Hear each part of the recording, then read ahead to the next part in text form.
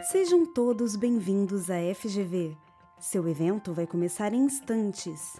Antes do início, por favor, pedimos para que se atentem às orientações a seguir. Lembrem-se de colocar seus celulares e equipamentos eletrônicos no modo silencioso. Não é permitido que sejam consumidos alimentos e nem bebidas no interior do auditório. O limite máximo de público é de 150 pessoas. Este auditório possui lugares reservados para cadeirantes e para pessoas com deficiência auditiva e visual. É proibido fumar em todos os ambientes da FGV, conforme Lei Federal nº 12.546 de 2011. Em caso de falta de energia, as luzes de emergência acenderão automaticamente. O espaço possui saídas de emergência sinalizadas, com portas equipadas com barras antipânico que possibilitam a saída do local com segurança. Para abrir a porta, basta empurrar a barra. Este ambiente conta com equipamentos de prevenção e combate a incêndio, como detectores de fumaça, extintores e hidrantes. Em caso de emergência, a brigada de incêndio será acionada para ajudar. Siga as orientações da brigada de incêndio. Ao ouvir os alarmes ou mensagens de emergência, mantenha a calma, evite pânico e confusão. Em caso de incêndio, não use o elevador. Desça pelas escadas de emergência. Para maior segurança, este auditório é monitorado por circuito fechado de TV. Antes de sair, confira seus pertences para não deixar nada para trás. A FGV não se responsabiliza por objetos deixados ou esquecidos nos auditórios ou em suas dependências. Antes de darmos início ao evento, gostaríamos de reforçar o seguinte disclaimer. As manifestações expressas por integrantes dos quadros da Fundação Getulio Vargas e por convidados que participam dos eventos e transmissões online representam exclusivamente as opiniões dos seus autores e não refletem, necessariamente, a posição institucional da FGV. Este evento poderá coletar seus dados pessoais e registrar sua imagem e voz por meio de vídeos, respeitando as leis aplicáveis. Você poderá deixar de participar do evento. Em caso de dúvidas, entre em contato com a FGV pela aba de proteção de dados no portal.fgv.br. Agradecemos sua participação e desejamos um excelente evento.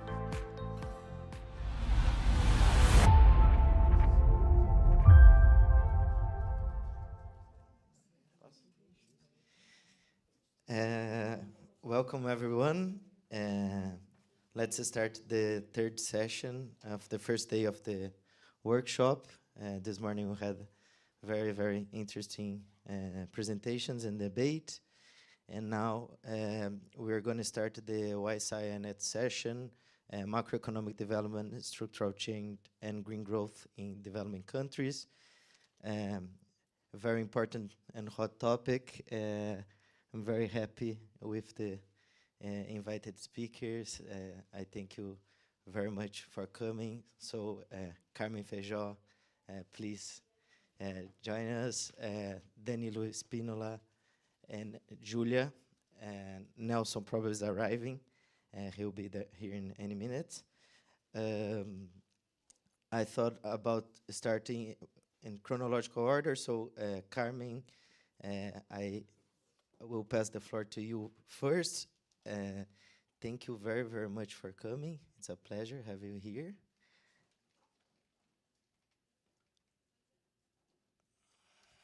So each one have 20 minutes. Then we can have can open the floor for questions. Speak from there. Okay, and you, if you want, pass here. Ah. Yeah, if they want. Okay. Okay.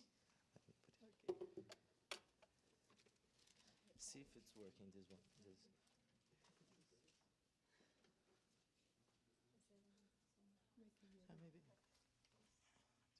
Tá ótimo.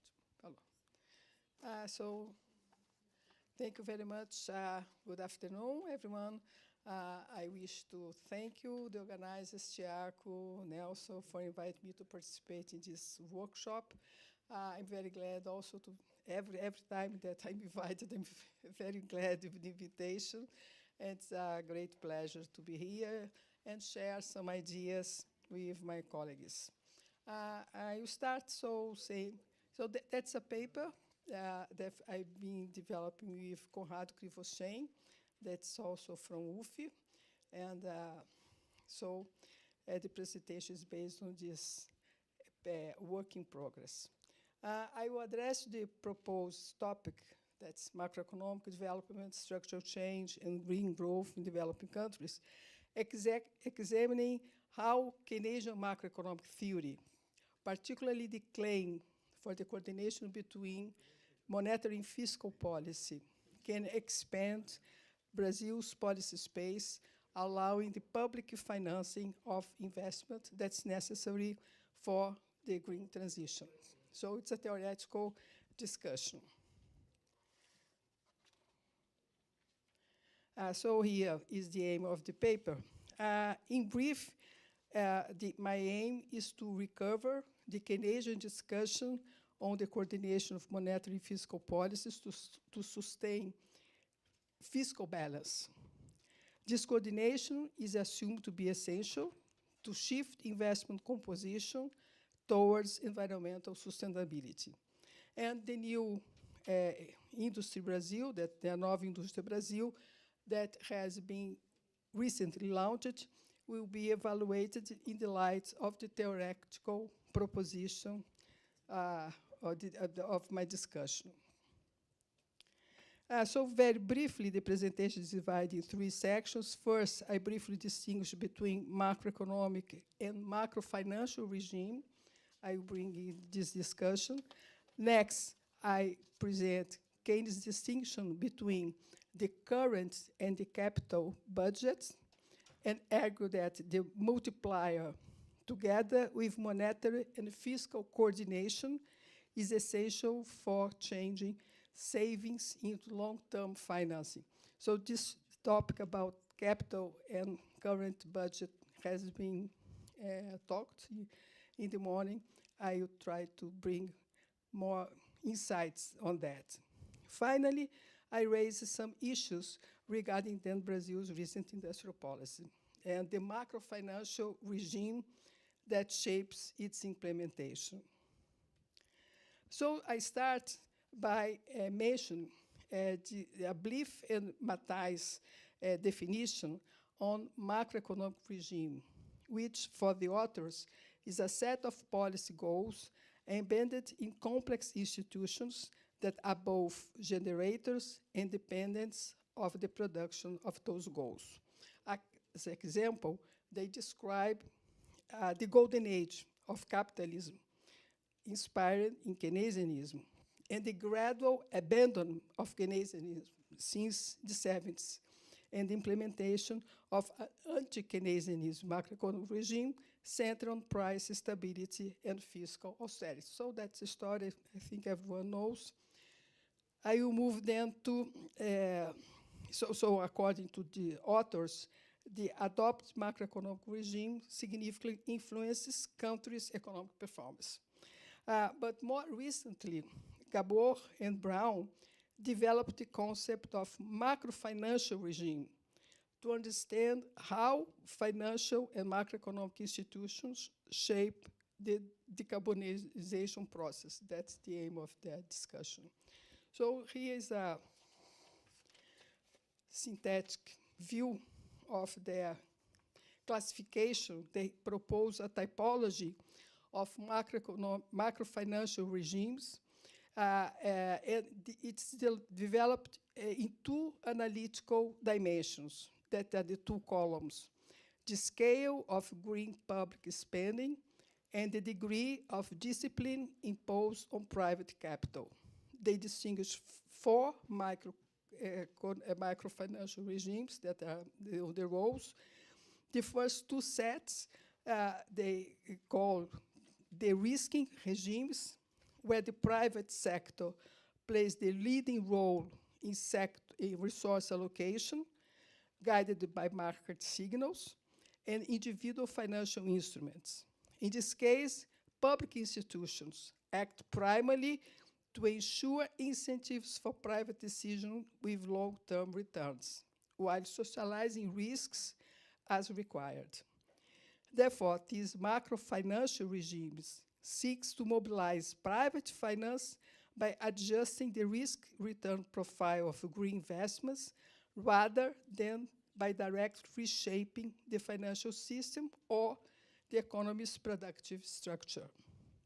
In what they term weak de-risking, states, the state make marginal intervention, such as credit guarantees or blended finance.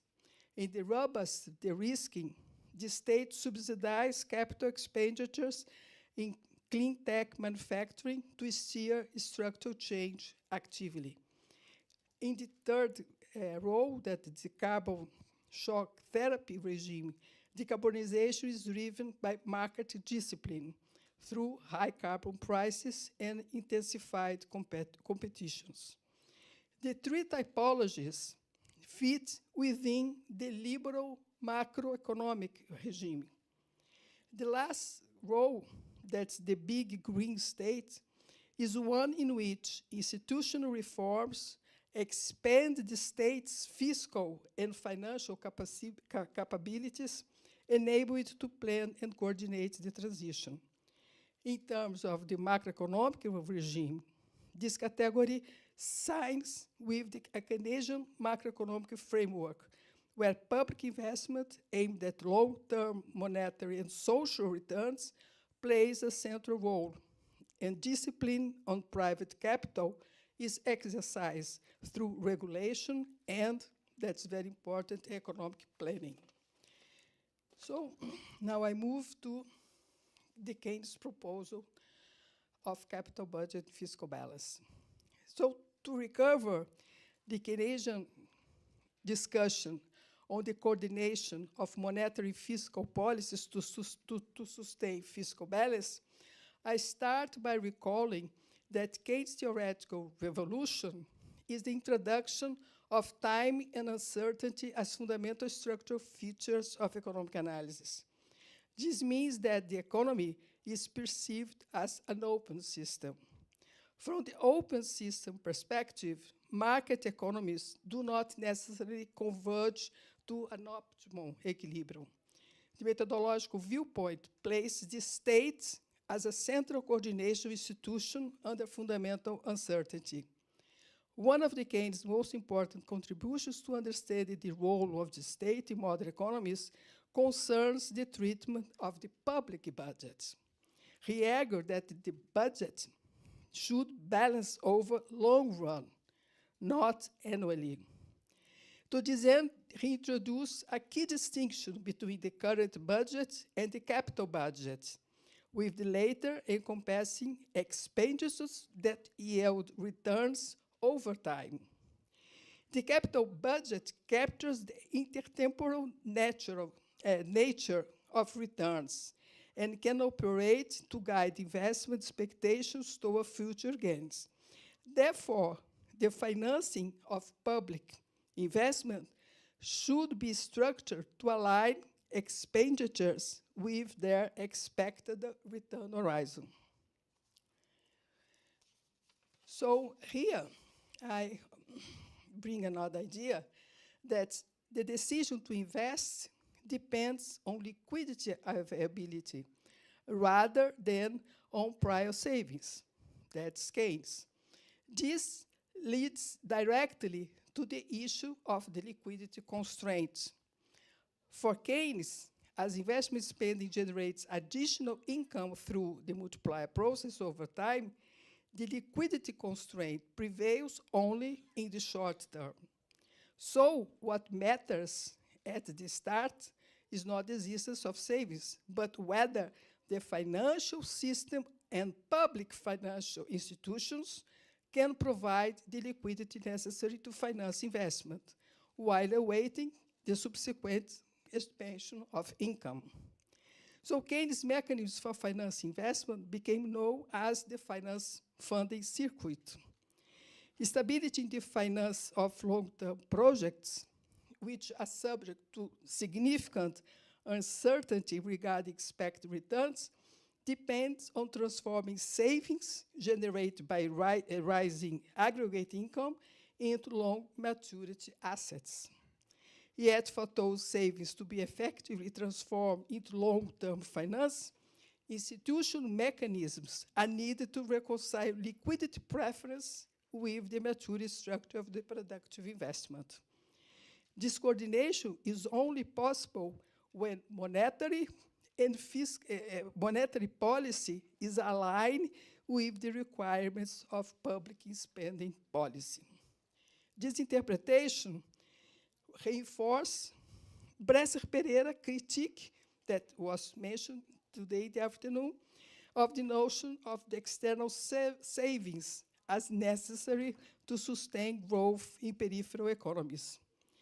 Strategies centered on external borrowing or volatile capital inflows tend to reinforce external vulnerability and macroeconomic instability, as was extensively discussed in the morning, offering no systematic support for sustainable productive investment. In this context, Keynes' proposal to separate fiscal budget into current and capital accounts underscores the centrality of the state as a producer, his productive role. So now I bring the issue of the industrial policy.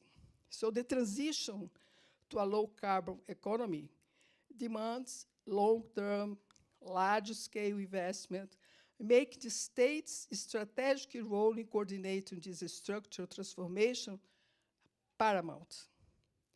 The effectiveness of this role depends on reconciling two critical dimensions: a macroeconomic regime that ensures stable and predictable conditions for financing, and a macrofinancial regime capable of mobilizing resources without amplifying external vulnerabilities. Important to recall that the climate emergency introduced new financial risks, the fiscal risk, the transitional risks, that increase macroeconomic fragility and increase uncertainty over long-term investment returns. In this context, revival of industrial policy becomes essential, not merely as a sectoral tool, but as part of a systemic approach that integrates innovation, trade, environmental policies within a coherent macroeconomic strategy. So, in 2023, the Brazilian government launched the Ecological Transformation Plan, and in 2024, the New Industry Brazil. These initiatives are important because they place reindustrialization at the core of the sustainable development strategy. The industrial policy is organized around missions, targeting strategic areas. Also, the plan is supported by comprehensive policy instruments, including credit lines from public banks, fiscal incentives, subsidies, and the strategic use of public procurement. However, a closer examination reveals that this renewed industrial policy operates within contradictory macroeconomic and macrofinancial framework that severely constrains its transformative potential. The prevailing macroeconomic regime remains fundamentally liberal, characterized by inflation target framework with excessively conservative bias, a new fiscal framework that restricts public spending, and a continued reliance on high real interest rates to attract foreign capital. This arrangement reinforces Brazil's structural external vulnerability and perpetuates procyclical policy behavior, undermining the stable long-term conditions necessary for sustainable investment in green technological intensive sectors. It also channels resources into short-term financial operations at the expense of long-term productive commitments, thereby undermining the missions outlined in the industrial policy. Consequently, the macro-financial regime underpinning the implementation of the industrial policy can best be classified, according to the Gabor and Brown's typology, as one of weak to robust de-risking, as the state's capacity to undertake direct, large-scale public investment is very limited. Instead, its primary role has shifted toward de-risking private investment, attracting domestic and foreign capital by socializing risks through instruments such as credit guarantees and blended finance mechanisms. The reliance on private and external financing may appear to expand resource availability in the short term, but it reproduces and reinforces Brazil's structural weakness, reinforcing a macro-financial architecture misaligned with the development goals of the green transition. So I'm coming to an end. A low-carbon industrial framework requires moving beyond market-based fixes and de-risking toward a more ambitious institutional redesign, the establishment of what is the big green state.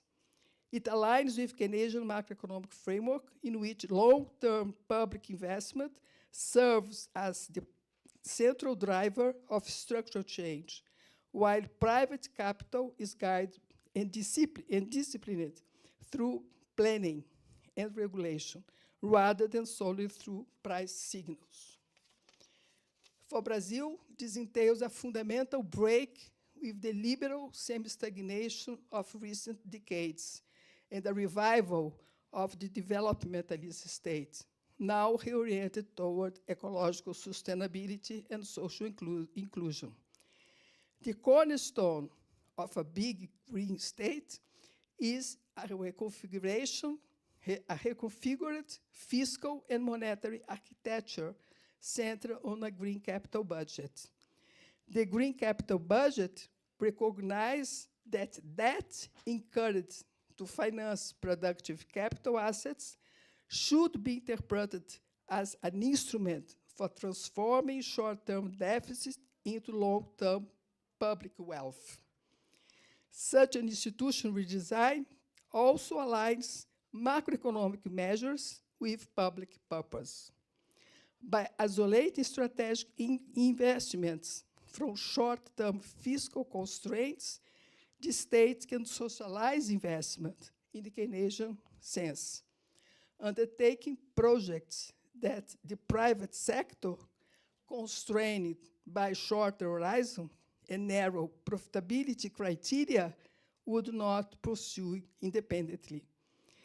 Operationalizing the green capital budget requires close coordination between fiscal and monetary authorities to ensure the effective functioning of the finance funding circuit. Innovative monetary policies, including central bank purchases of green assets, a kind of green quantitative easing, could align financial stability with decarbonization objectives. So, to conclude, the big green state and the green capital budget recognize the limits imposed by the environment. Macroeconomic has a very difficult, a great difficulty internalizing the macroeconomic limits, the environmental limits imposed on the macroeconomic policy. This means that macroeconomic policy should internalize the costs of inaction in preventing climate crisis, investing in adaptation and mitigation. For Brazil, this entails leverage institutions such as BNDES, Petrobras, and public research centers not simply as lender or market participants, but as strategic actors direct investment toward well-defined missions articulated in the industrial policy. Yet, the conservative liberal-oriented macroeconomic regime severely restricts the state's autonomy to lead the productive transformation demanded by the climate transition. The country's substantial stock of environmental wealth, it should be recognized, attracts foreign capital. But in the absence of a robust state strategy, such investments risk being directed primarily toward short-term financial interests and destructivist activities rather than toward long-term sustainable development may prevail. So that's what I prepared. Thank you.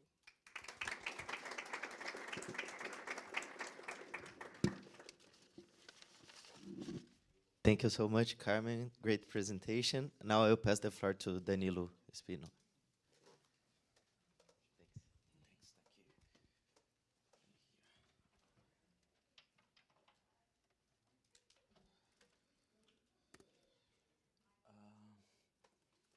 Is there a way to put it full screen, full screen?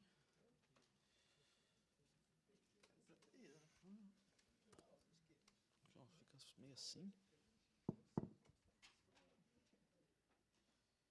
Onde você estava botando? Ctrl L. Deixa quem tem. Se puder colocar na tela cheia. Ah, então, é isso que eu disse. É o formato?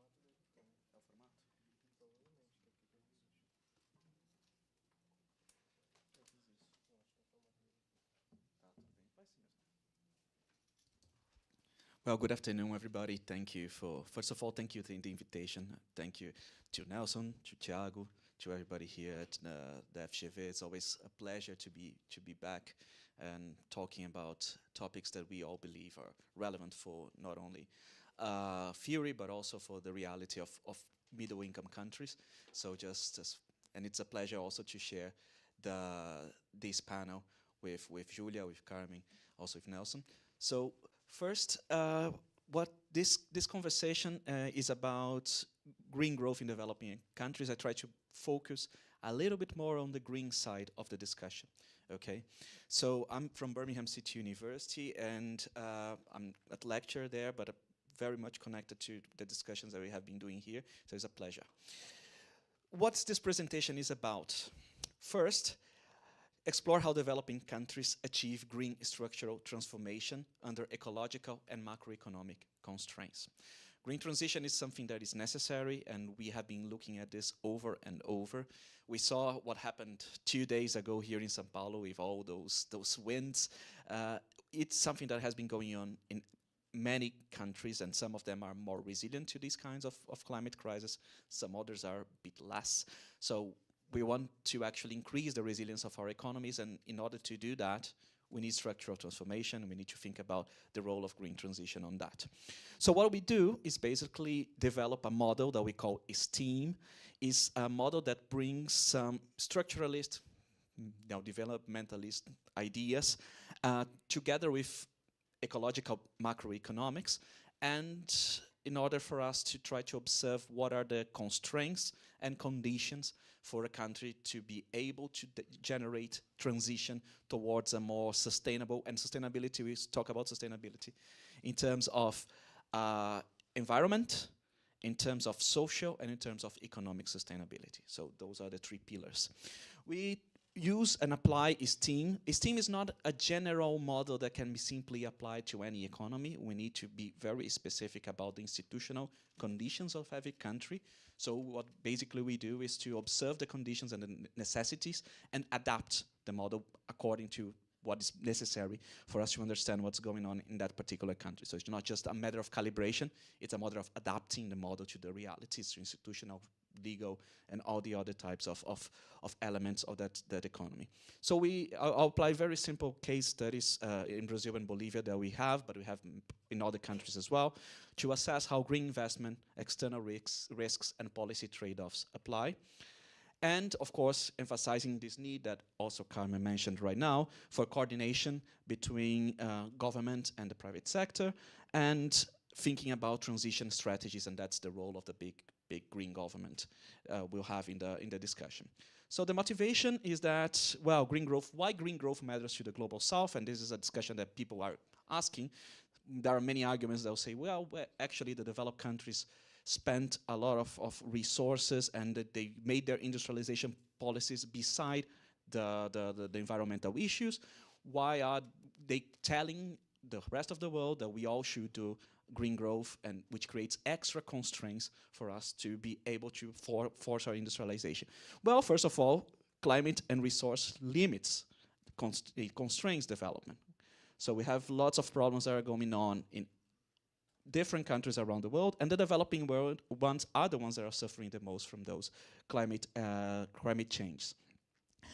But we know that developing countries face triple challenge, and there is this interesting article by Gabriel Porcilli and Camila Granco that discusses the three main elements for constraints that are focused on, well, the structural transformation, the macroeconomic fragilities, and ecological limits, in the way that we need to guarantee social, economic, and environmental sustainable development, which creates three types of constraints and three types of growth rates that we need to follow in order to create a path for green growth. But this requires structural shifts, and we cannot think of green growth without thinking about structural change. So it's in the core of the discussion. However, structural change is a process that is uneven, and it's a process that is constrained. So we see green sectors are growing at a certain, right now, or we see that increase in green sectors, or some of them are emerging, some of them are expanding, and some carbon-intensive ones would shrink, and this is about green transition. But the transition brings a lot of frictions, and those are especially interesting for developing countries. There are supply bottlenecks that we need to overcome, like we see energy issues, we have infrastructure elements, so there are many bottlenecks. There are job losses that will happen in the process of transition. The declining industries will end up firing those people, and then with the new industries will be able to hire them, but there is a whole process of transition that might generate a share of unemployment. And it's inflationary, and we cannot deny that, because it's your basically breaking part of your supply of your economy and transition to another type of supply. Also, these are the problems that every economy would face. They're going through grand transition. But there are extra elements for developing countries. One of them is that and goes back to the classic structuralist debates, we are dependent on imports of high-tech or high-tech products and high-tech capital goods, because the center of dynamics or the center of creation of dynamics is not necessarily the production, but the creation of technological change is still focused on the developed world, okay? So it's the US, it's Europe, perhaps Japan, we might think Korea, but that's where technological dynamics happened. So developing countries demand, in order to do any kind of transition, to import. And this generates balance of payments constraints. So we have the problem in which our currencies, they are not on the top of the hierarchy, so we need dollars in order for us to import. In order for us to get dollars, what do? We can create an export strategy, we can do something, but we are constrained by this amount of dollars.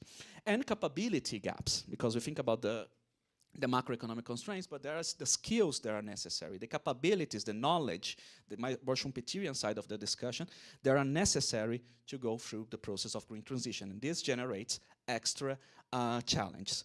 So the theoretical background that we want to focus on behind this motivation is based on two main pillars.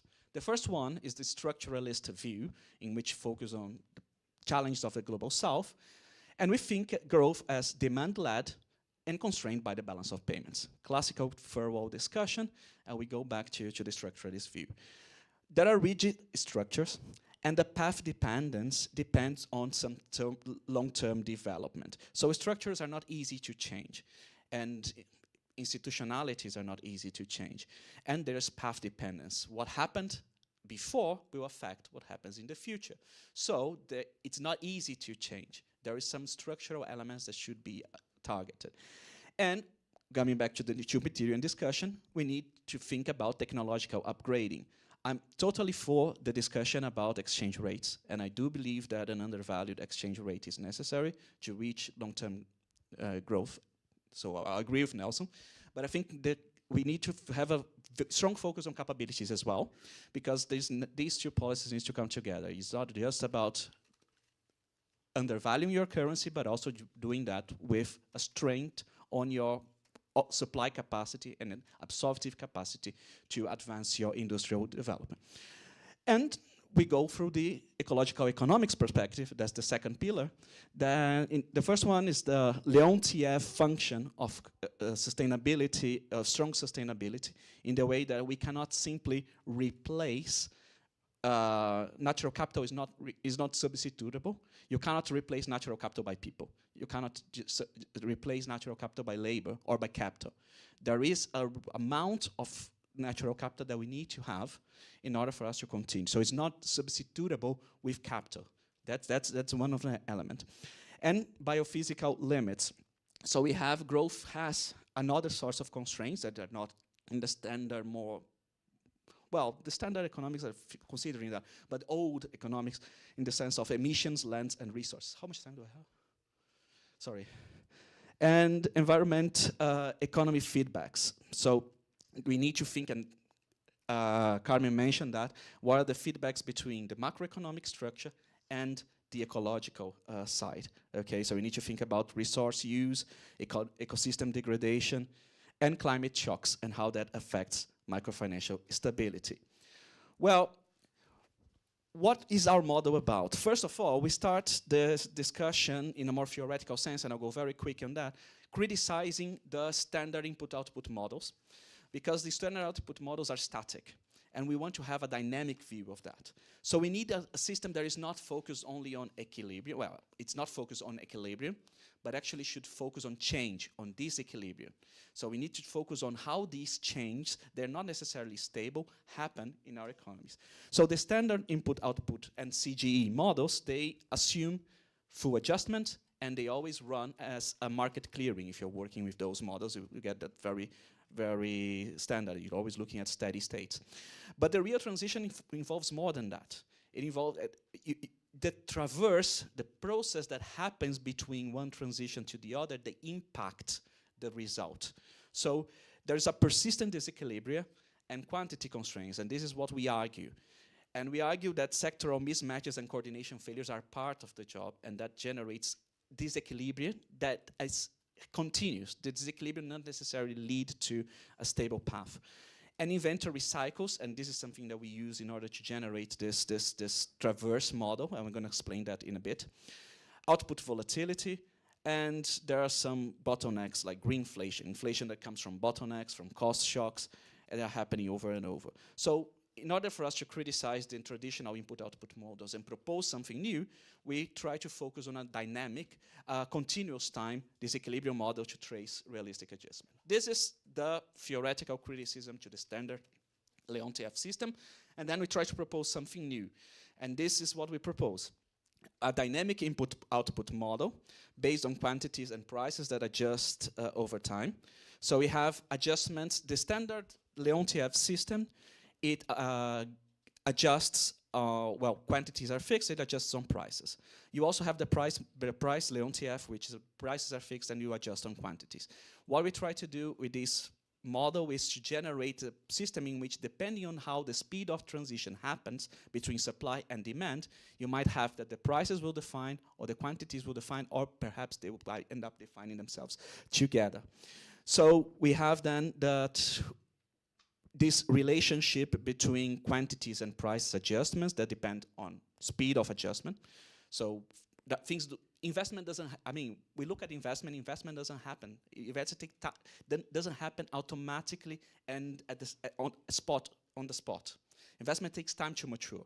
And the time for investment to mature will have impact on, you have a demand that happens today, but what will be the effect on supply? That might take time to mature. So you need to understand this process of maturity that might generate disequilibria.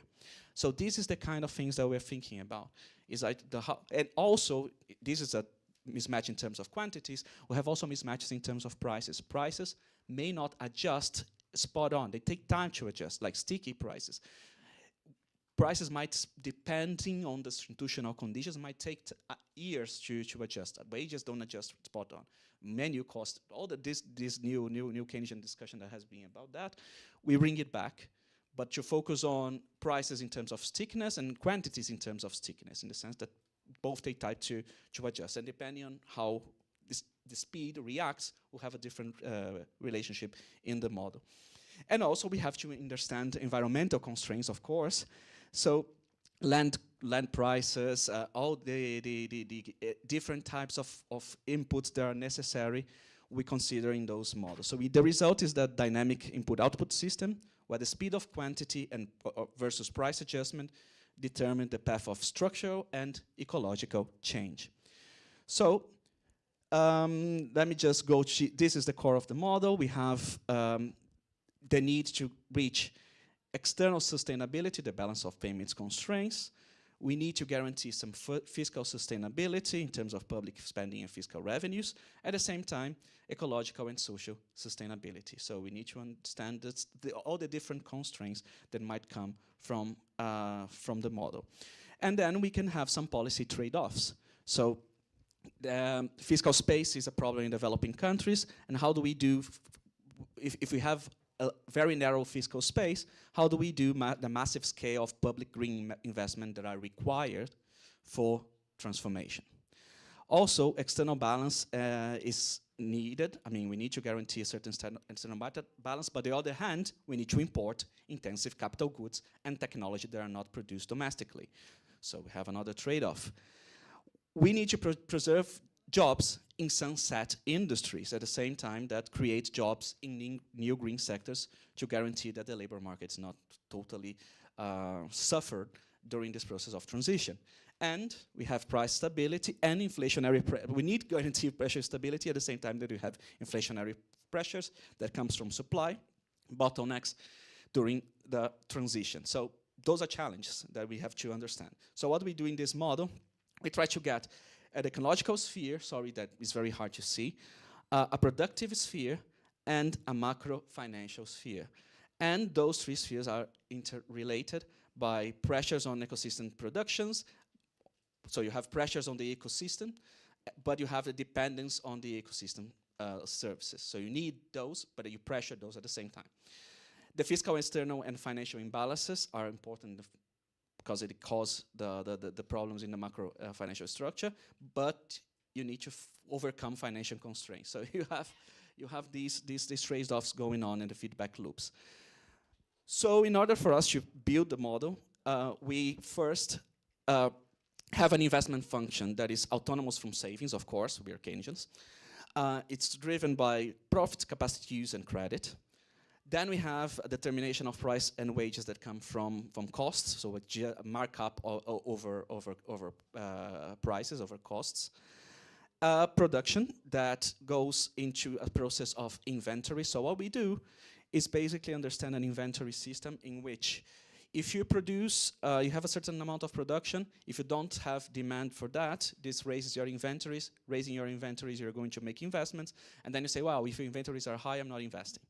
And then you readjust that and you don't produce, so you increase the idle capacity. The capacity of utilization goes down, and you reduce your investment rate.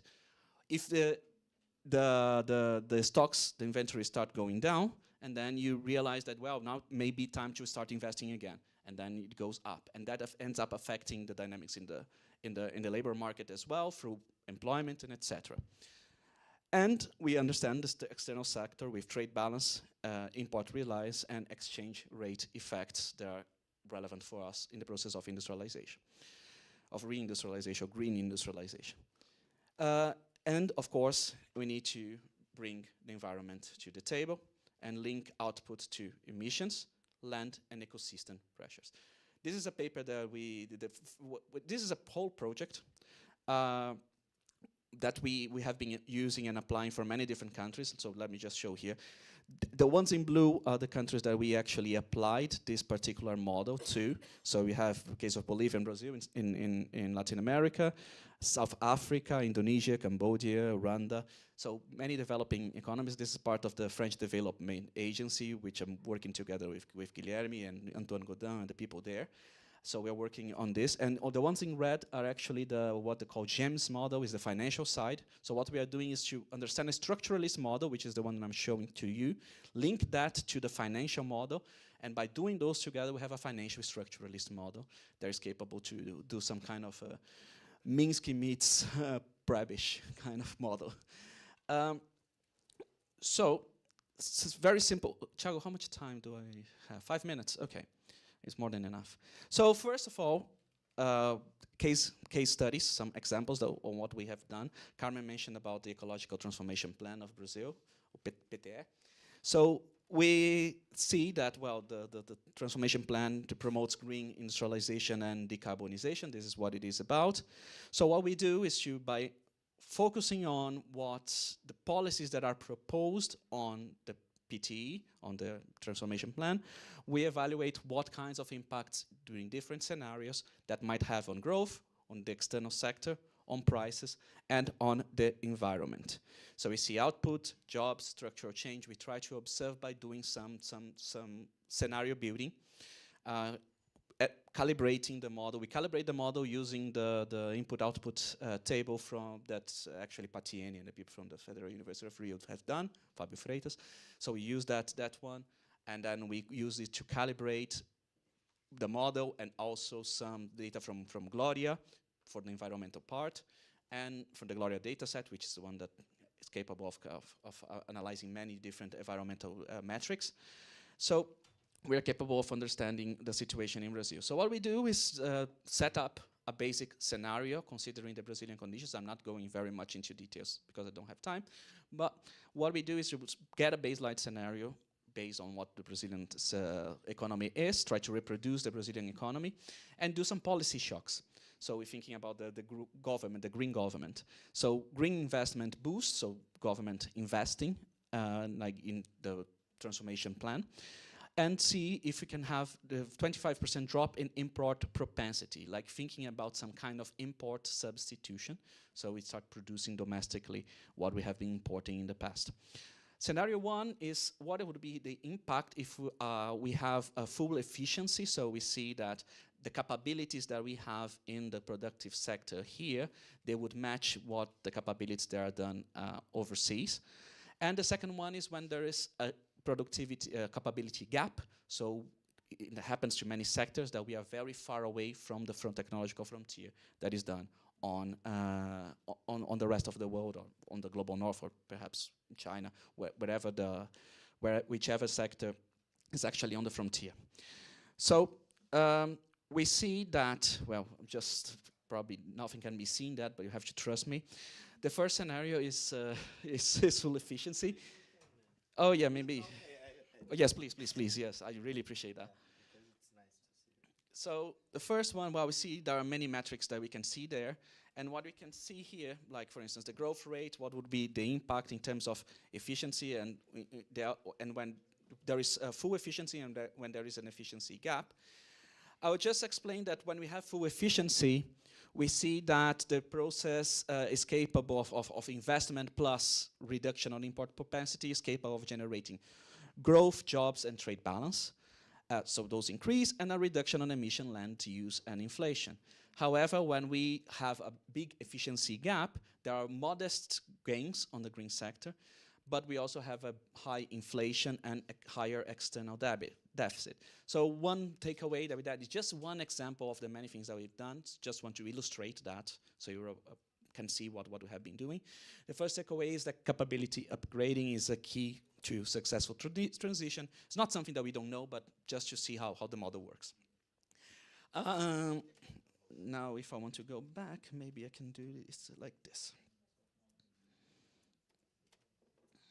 Yes. We also did that to Bolivia, but Bolivia we did something more focused on forestry. So I wanted to, because Bolivia is going on, I mean, I'm not sure if you're all aware of Bolivia's situation right now.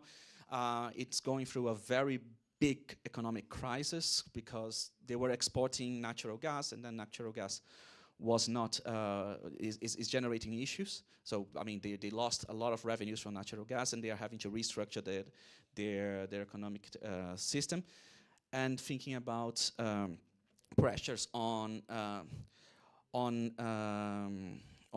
the fact that it's really hard to do green transition as the fiscal space is very small. Now they're not exporting natural gas anymore.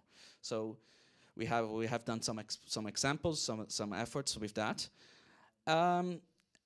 So let me see if I can just, because I think I have 2 minutes, right? If 1 minute, okay. So the priorities for a viable green transition, there's things that we have been taking as a takeaway from our models, that we need to reduce import dependence, so develop green industrial capabilities and local supply chains in order for us to depend less on the imports of any type of material that are necessary for us to continue our green transformation plan. Ensure external sustainability, so diversify our exports and upgrade into green sectors, which might be windows of opportunities at a certain moment, and secure concessional finance and technological transfer. Unfortunately, we are behind on the technological race for the green transition, but it's something that is still, there might be space, at least in some short-term technologies, that there are windows of opportunity there. And of course, manage some inflation risk, aligning monetary and fiscal policy, which is one of the big problems, as we have seen and have been discussing. Andrea mentioned that, Carmem mentioned that, the fact that our macroeconomic policy is very different from what we've been doing in terms of fiscal policy. And invest in skills, inputs, and infrastructure, and on that side. So just final remarks. Green transition is deep structural. It's not a marginal economic shift. Developing countries, they face extra constraints in terms of macroecological issues. And we try to find ways to capture that with this STEAM model to help navigate complexity and inform policy. We have some working papers that are already available. So if you try to look for STEAM, you're going to find that it's much more complete and in-depth than what I explained today. There are lots of equations, but I think it gives a general idea of what the model is. And the policy must balance growth, structural change, stability, and sustainability, which is something that, an extra constraint that we have. Just want to thank you very much for the opportunity. Thank you. Thank you so much, Danilo. Such a great work you are doing that I'm eager to join. And now I'm going to pass the floor to Julia. Please, the floor is yours. Thank you very much for coming.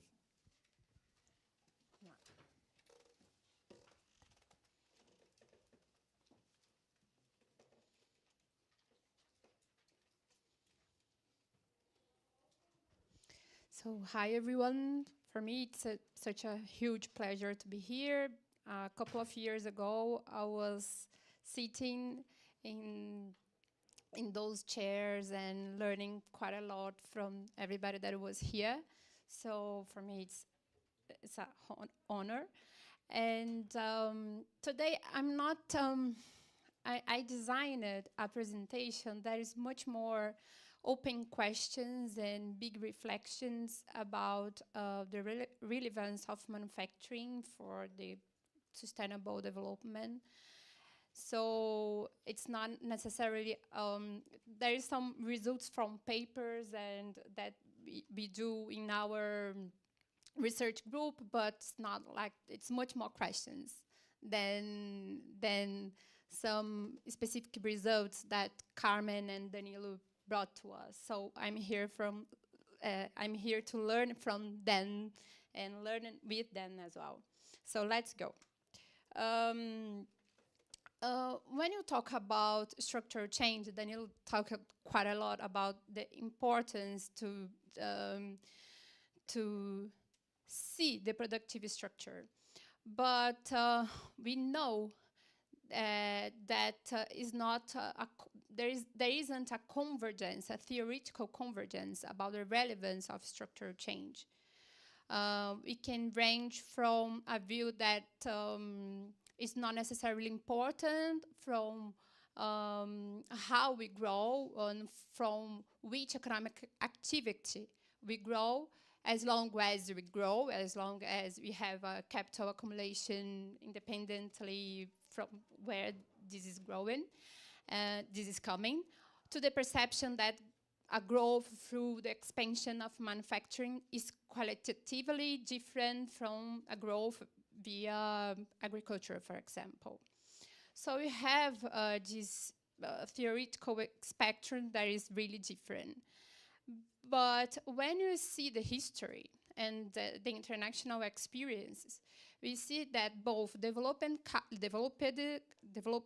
countries and the fast-growing developing countries, we have seen an increasing share of manufacturing in production and in employment. So maybe there is some sign that manufacturing has some relevance, and that's the reason we talk quite a lot about the industrialization and the types of the industrialization and the effects of the industrialization in countries like Brazil and South Africa and, from developing countries. So that's the reason, because maybe the manufacturing has some relevance. And why? Which kind of arguments you could assemble to bring this relevance of manufacturing? I put here from my mind some traditional arguments behind the relevance of manufacturing. The first one is the structural argument, but there is some linkage, backward and forward linkage that this manufacturing sector has, because the manufacturing belongs to every kind of productive chain in different steps. So even in the beginning, or even in the more upfront stage, manufacturing is there. There is a microeconomic argument that from economies of scale and scope that are more prevalent in manufacturing sectors as well. A macro argument that comes from the income elasticity of demand for manufactured goods is higher than the other types of products. There is also a regional argument because of the properties, the characteristics from the manufacturing, that we could be much more dispersed than, for instance, agricultural activities. And there is also the technological argument that the pace of innovation is much faster in the manufacturing industry than it in the other activities. Okay, maybe could be like some arguments for the relevance of manufacturing. But nowadays, you could design new additional arguments for manufacturing. That's one additional argument reason could be from the new technological paradigm, because we pay so much attention about all the importance of the industrialization. There is not, and which kind of how it's posed here in Brazil. Okay, but even in a context where we are seeing manufacturing losing share in the value added or employment or any kind of metric that we are adopting, manufacturing is still having such a huge linkage with high skill services. So when you see digital twin plans, it's a service. When you see artificial intelligence service, yes, it's a service, but it's completely connected to manufacturing activities. So there is a relevance here. Another additional reason comes from the sustainability challenge as well, because manufacturing, for the case of Brazil, for instance, manufacturing is not like a huge or a huge, how do you say that? Like there's a carbon emission, manufacturing is not a carbon emission. And the agricultural, the deforestation is much more important for this kind of problem here in Brazil. But manufacturing could be seen as both a provider and a consumer of technological solutions for reducing environmental impact. We have a paper that we mapped industrial policy instruments for green product, for green technologies. And most of these green products and green technology, they are capital goods. They are components and equipment that has a huge connection with the manufacturing sector. So if we decided to, as Danilo said and Carmem said, if you decided to go ahead in any kind of transition, and you have to pay attention to this kind of activities. And you have also another reason, that's such an important reason, that is the inequality challenge. That is a historical challenge, a historical bottleneck of countries like Brazil, or the other developing countries. That manufacturing as a means and an input for providing basic infrastructure. So again, if manufacturing is not so relevant in terms of value added anymore, but it's still playing a role to be able to offer and to supply equipment and other inputs for the construction to build basic infrastructure. So I have a first question here. If this argumentative line is in some way, in some sense, reasonable, should we design specific instruments of industrial policy to address these pressing issues? So what are the countries they are doing right now in terms of these questions? So here, of course, we have like a broad concept of industrial policy that involves state organization, administration, and the whole of be like to give some direction of a national productive activities. Okay, but there is a theoretical and political divergence about the importance and how to do that. So, in some sense, countries like Brazil will also try to design an industrial policy, and we fail quite a lot actually, but we try to design industrial policy to fill the gap of what we call like a missing sector. Sometimes was the capital goods sector, sometimes was the electronic sector, sometimes was the pharma sector, and while I was trying to get this missing sector and, you know, facing challenge to reach these missing sectors. But in some sense, we have like the vision that the manufacturing is as a relevant element for the country's development trajectories. Okay, so if it's right, in a context of this trilemma, in a specific way for developing countries where we have social inequality across multiple dimensions, more limited industrial and technological development, plus with a lot of structural heterogeneity, plus sustainability challenge, how can the manufacturing assessing all of these bottlenecks? And what I'm trying to argue here is that manufacturing is not like an end in itself, but given its characteristics, it contributes directly and indirectly to different processes.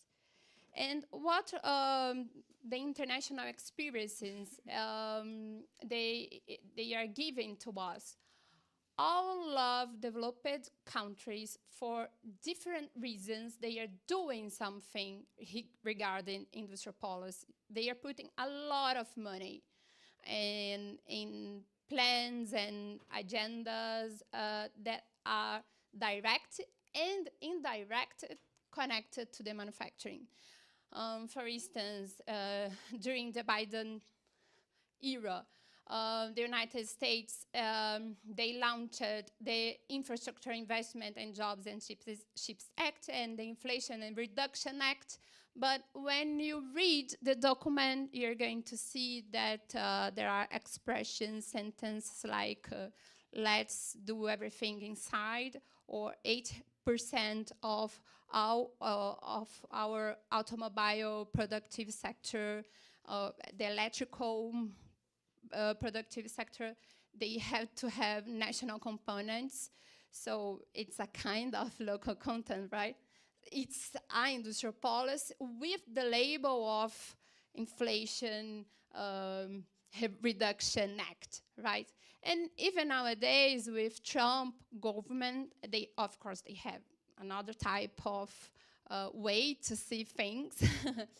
But we saw quite a lot the use of the adoption of instruments, of industrial policy instruments connected to other kind of commercial trade policy instruments to be able to defend, in some sense, the domestic manufacturing, right?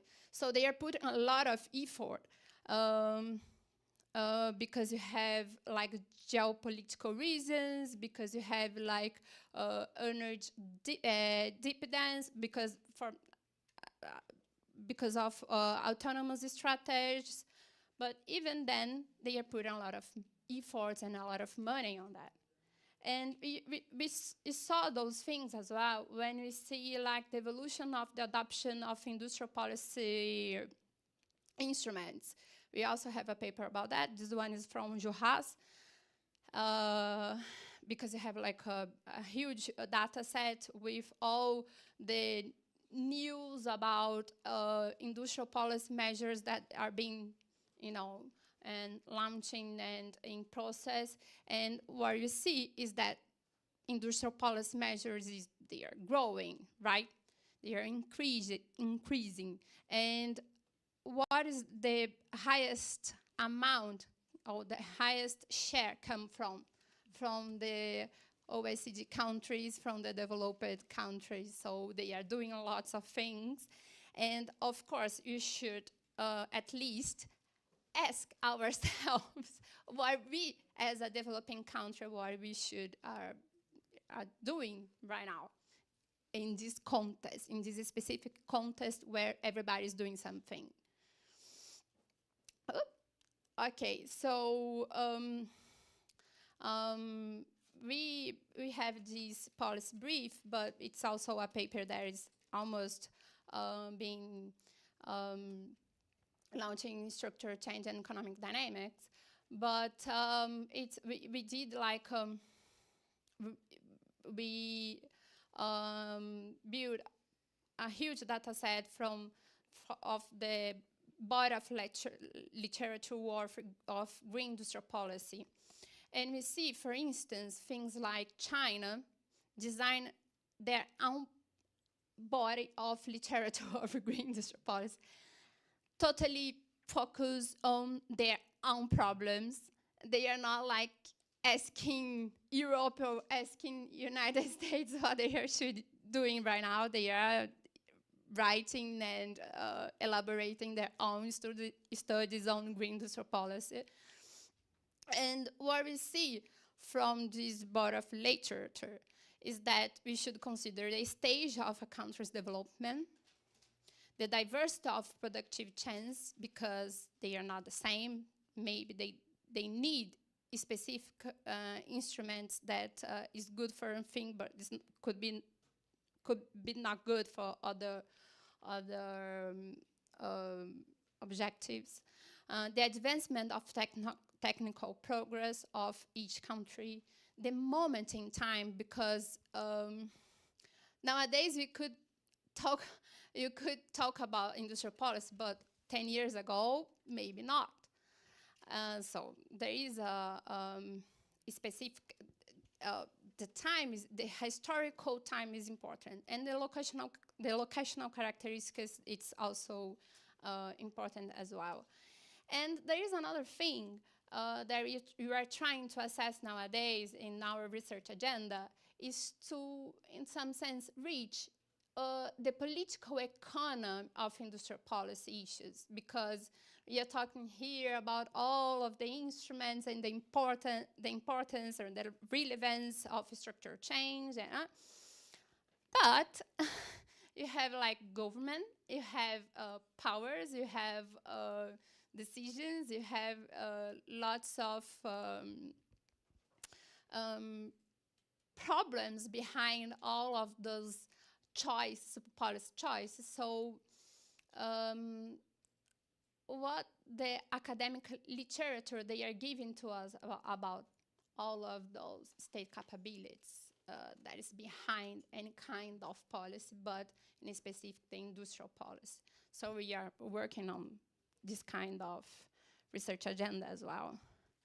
And just to finish and to put some another questions, and I think most of this challenge, Carmem and Danilo, they posed it quite well. One of big challenge that we have is the continuity and the predictability of investments in the country. Investments so important because it's the generation of productive space and opportunities, right? And Andrea said during the morning about the importance of public investment, and especially in countries like Brazil, for instance. So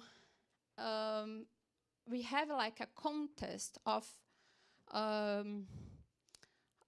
the minimization of investment, actually, and how the manufacturing could, do something in this kind of contest with high interest rates and expectations about demand that is not well, posed, and how we build opportunities in this kind of scenario.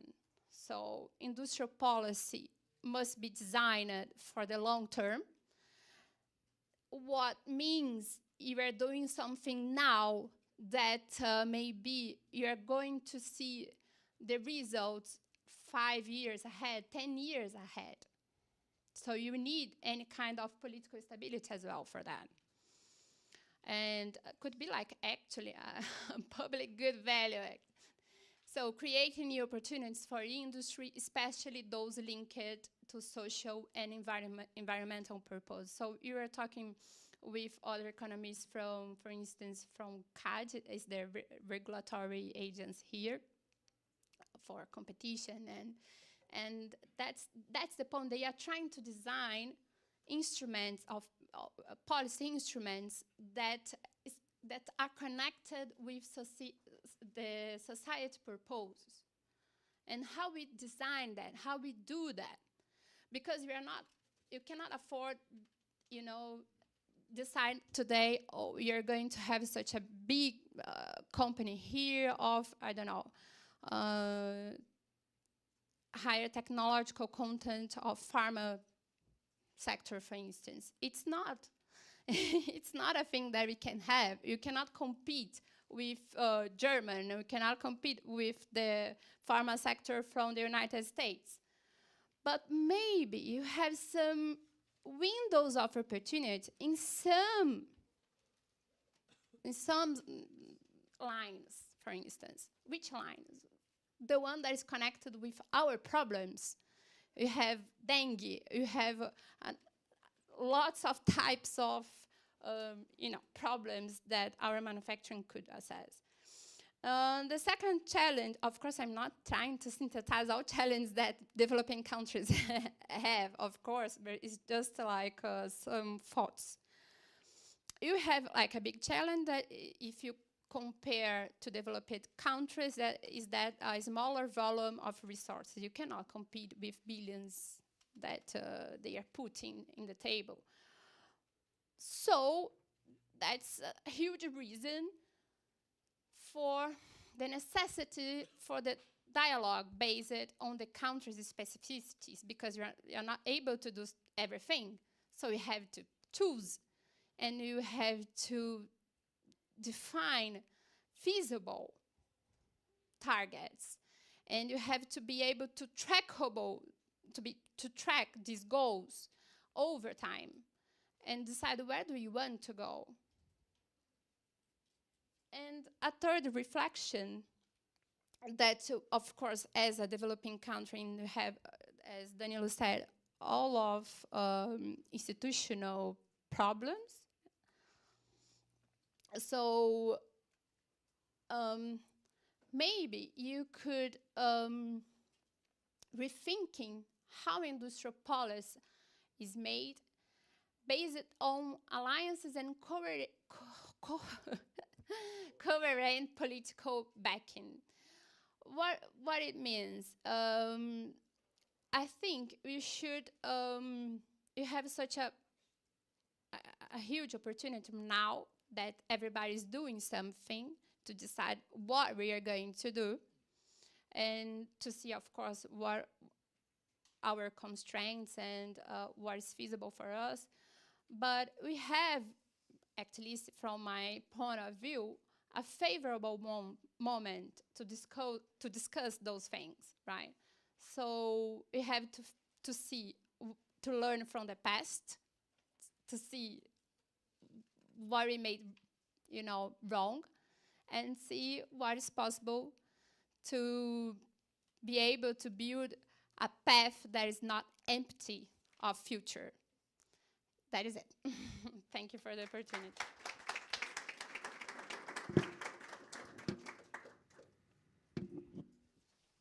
Thank you so much, Julia. Great presentation. Now I will pass the floor to Nelson Marconi.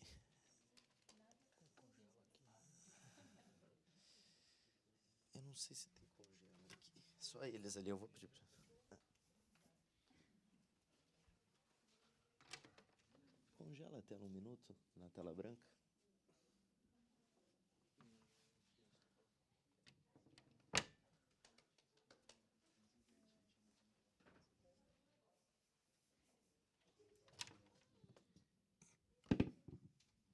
Obrigado.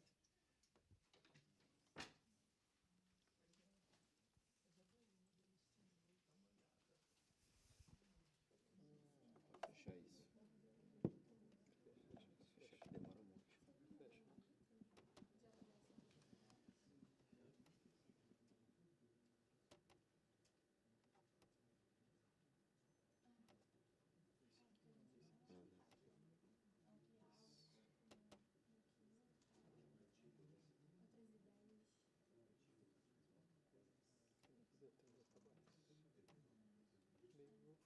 Fecha que demora muito.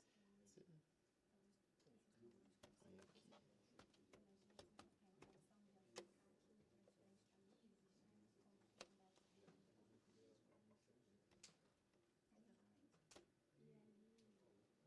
Onde você falou?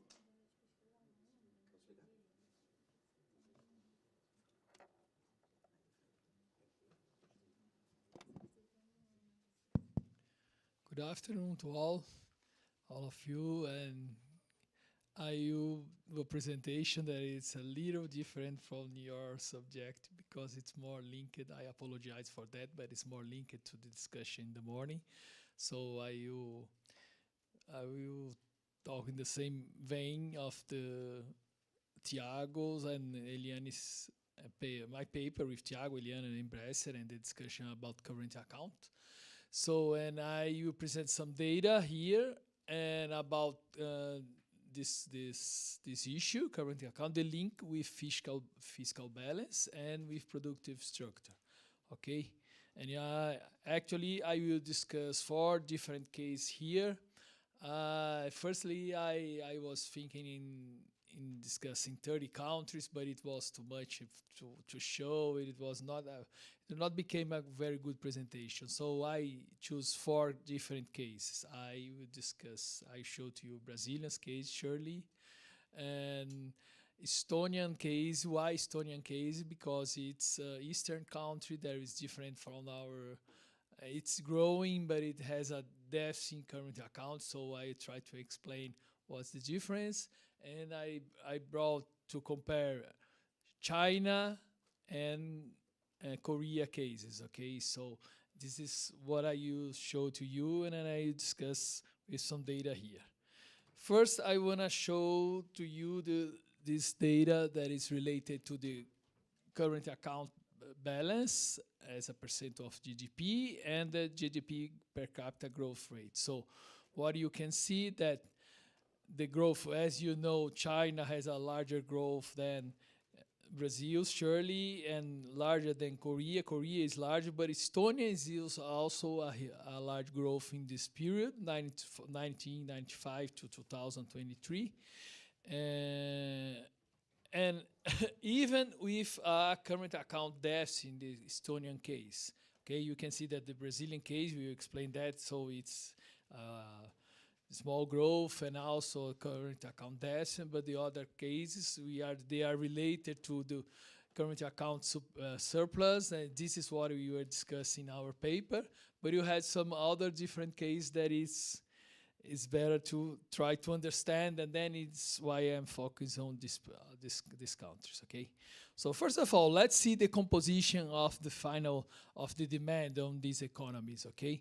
So what you can see, surely, okay, the participation in the GDP, the participation of gross fixed capital formation, okay, in China is larger than Korea, that is larger than in Brazil, okay, that it's larger also than Estonia, but it's surely is determinant of growth, okay, by Keynesian theory, by structuralist theory, by developmentalist theory. So the place that are growing more and more are those that invest. And you can see that in this case, okay, and but in the case of Korea and China, the gross domestic savings are larger than the gross fixed capital formation. So they have a positive and current account. Yes, this is why they are financing their investment with domestic savings. They have a positive current account. This is fundamental to understand how, because current accounts surplus is relevant for growth, okay? Because you can finance, if you have a surplus in current account, you can finance our investment with domestic savings. Yes, and you can see that in Brazil, we have a larger participation of final consumption than in other countries. So this is another reason that can contribute to explain why you are growing less, why you have a current account deficit. So it's this composition in the final demand, okay? In the expenditures. Also, we can try to explain, and for example, not we can try to explain, but in general, okay, you can see that investment is larger because the country is receiving more foreign direct investment, okay? You can see that, and in the case of Brazil, is at least this data is for World Development Indicators, so sorry, I didn't told you. In general, those data are for World Development Indicators. In Brazil, you have at least for this indicator, okay, the same foreign investment as China. So China is growing much more than us, okay? And Korea has less foreign direct investment than us, and they are growing more, and they have a surplus in the current account. And in the case of Estonia, they have a foreign direct investment that is larger than ours, but they also have the largest foreign direct investment, the outflow, okay, at least the outflow of foreign direct investment in Estonia is larger. This is why you can see at the end, so they have a deficit in current account, but they have an outflow in investment. And this is one relevant point to explain why they are growing with a current account deficit. So they are exporting actually investment. This is the only way to have a deficit in current account and at the same time grow, okay, in a reasonable rate. Yes, this is you can see that is largest than other countries. And what else? So then, after saying that, I want to say something about the difference in the composition of exports and the productive structure of those countries. Surely, as you know, okay, Brazil has a deficit in manufacturing, in the trade manufacturing. We have a much larger participation of manufacturing in the imports than the participation of manufacturing in exports. Yes, this is, you know, and if you see, I didn't bring to you, but if you see the curve of the current account deficit in Brazil and the manufacturing trade deficit in Brazil, they are totally correlated. They move together. So what explains the current account deficit in our country is the manufacturing deficit, yes. By the other side, okay, you know that Asian countries have a surplus in manufacturing trade, and Estonia is more or less balanced, okay, between these two, the exports and imports of manufacturing. Yes. When you look for the composition of these, and you can see what they are exporting, okay? So these are 4 different categories of exports, okay? The first bar is medium and high-tech exports, the participation on manufacturing exports. The second one just only high-tech exports and the participation on manufacturing exports. The third one is ICT goods exports, okay? Then the participation good exports. And the fourth one is the ICT service exports as a percent of service exports. Yes.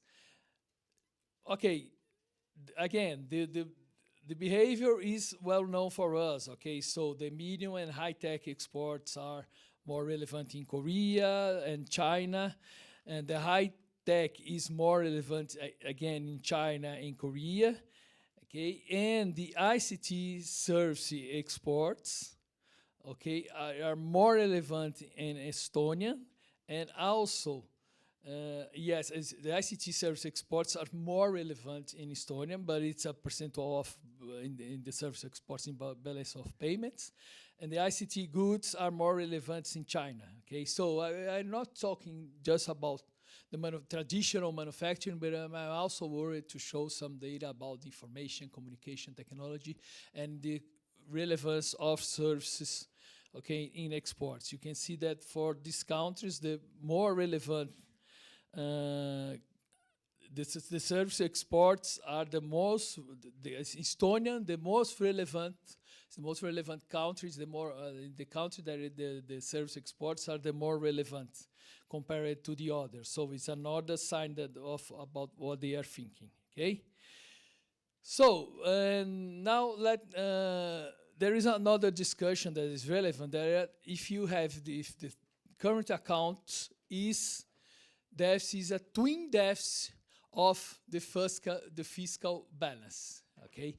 This is a usual discussion that says, okay, a country that spends too much in primary budget, okay, they expand the aggregate demand, and this also contributes to the current account deficit, and then the government has to finance this deficit. This is the, let's say, the mainstream vision about the current account deficit. Actually, it would be caused, it would be a consequence of the fiscal deficit. In our case, what we can see that I did 2 calculations here. This data is not easy to find, the interest payments. So actually it's the difference between the primary result and the total result of the public sector. So I estimated that the difference as the interest payments. What you can see, first, in this period, all those data are average between 1995 and 2023, as I told you. In the first case, Brazil, we have in the average in this period, a superavit in primary budget. So, and you have a current account deficit. So, okay, you're looking for the average this period, there is no direct relation, okay? Second, we have also a superavit, okay? And Korea, and they have also a superávit in the current account. That's fine. But let's see China. China, you have data for only for 5 years, unfortunately, so you don't have too many data about China. But in these 5 years that you found, okay, we have a deficit in primary fiscal budget. So there is no relation with the current account in those periods. And for the Estonia, it's the same. So, but what's the difference? The difference is the interest payments. Okay, the interest payments, you can see that it's larger and larger in Brazil. Okay, why? Because besides we have an inflation target that's totally unrealistic, we have another problem that we, in order to finance our strategy of growth with external savings, in order to attract resources to finance our deficit in current account, we increase the interest rates. And so we spend too much with interest rates. If we spend too much with interest rates, obviously our debt will increase, obviously you don't have investment, obviously you not grow. And obviously you have a deficit in current account because you have to import too many manufacturing goods. The other accounts, you don't see the same situation. So this is fundamental to understand why we have this difference in terms of productive structure, in terms of the result of current accounts and the other things that I showed to you. So the last two graphs that I bring to you. So what's the role of exchange rate in this scenario, okay? I brought this exchange rate from 1980s to 2024. We can see that in the beginning of this is the real exchange rate as we see in Brazil, okay? It's our currency in relation to the other currency, okay? Not the opposite. That is, I made the opposite just to show that the rate is higher, is undervalued, and the rate, if the index is lower, is overvalued. You can see that, for example, in China, they promote undervaluation of this currency, strong undervaluation between 1980s until the middle of 90s. Then they become a little stable around 100. That it's I choose 2005 because it's a good year for us in Brazil to make it comparable, and then it evaluates a little. Yes, Brazil is much more volatile, and most of the time it becomes undervalued. This is not our exchange rate that we estimate on Center for New Developmentalism. If you look for our exchange rate, it's overvalued all the time. Nowadays is 30. How much is undervalued? Mateus, 20 or 30% our exchange rate?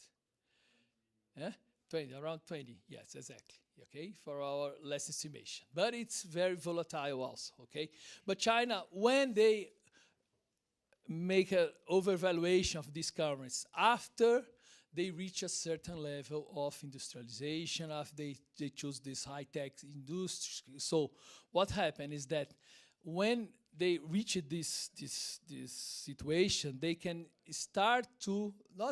but they can even overvalue this currency because the productivity is increasing too much. They are in a situation that can use more industrial policy. They have a certain position that it can make it possible to do this overvaluation, okay, and continue to be very productive. But first of all, they make these movements. In Brazil, you made the other, it's much more volatile and much more overvalued during the time. When you look for Estonian, and sorry, you don't have the data from the beginning of the series, but if you look for Estonia, for example, they had a very undervalued currency until this 2005, and then they appreciated. And Korea also volatile, but they have more a larger period that they are undervalued than overvalued. So the Estonian strategy is a little risky. I'm looking for that because looking for this chart because they increase the exports. They have an undervalued exchange rate, and then they left it appreciated. They are not a manufacturing export; they are a service exports. Okay, they get to have a good results in terms of outflows. In terms of current account, they are a large deficit, but they get to compensate it with outflows, foreign investment outflows, but they are appreciating the exchange rate. It's, my point of view, it's a risky strategy, but what is happening. By the other side, you can see Korea that it's a little volatile. It's not a very good, I can see, strategy, but they are much more depreciated than appreciate most of the time, okay? So the conclusion is that we found 4 different cases here. You can bring much more countries to show that current account surplus is relevant, at least for Asia. Okay, the Estonian case, it's an outline from the scenery because they are investing in the other accounts. They are invest overseas, and this is the only way that you can have current account deficit and then it can be compensated. They are investing in service, okay, but it's not the same as manufacturing. In the Asian countries is the case that you know that it's very successful, okay? Okay, that is, thank you.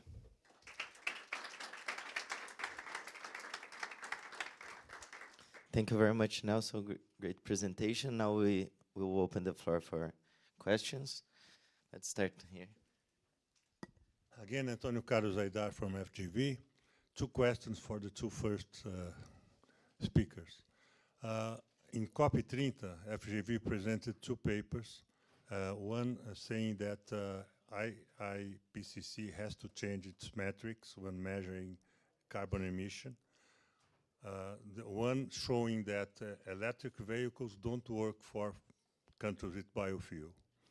And the paper was immediately accepted by Toyota, and the solution for cheap biofuel production is hybrid cars with ethanol, not with gasoline.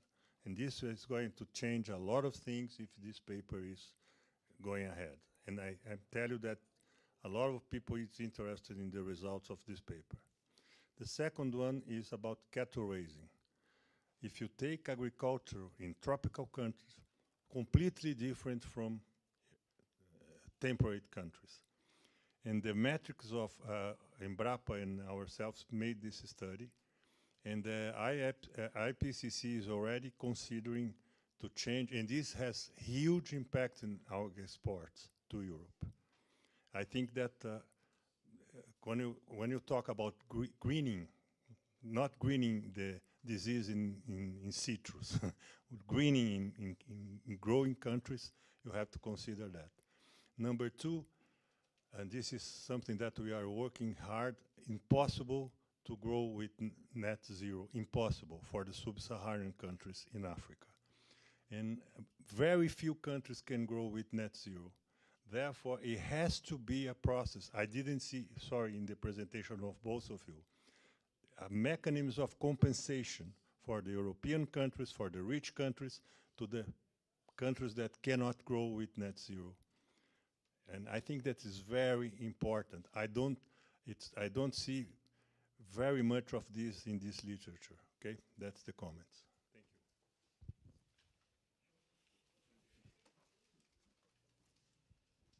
Sorry for the presentation for everybody, and I have one comment to each presenter. The first for Carmem. Carmem mentioned Nova Indústria Brasil. I think that Nova Indústria Brasil, until now, for me, sorry, but it's a letter of intention because it lacks to define the instrument, it lacks to define the governance, some institution to centralize.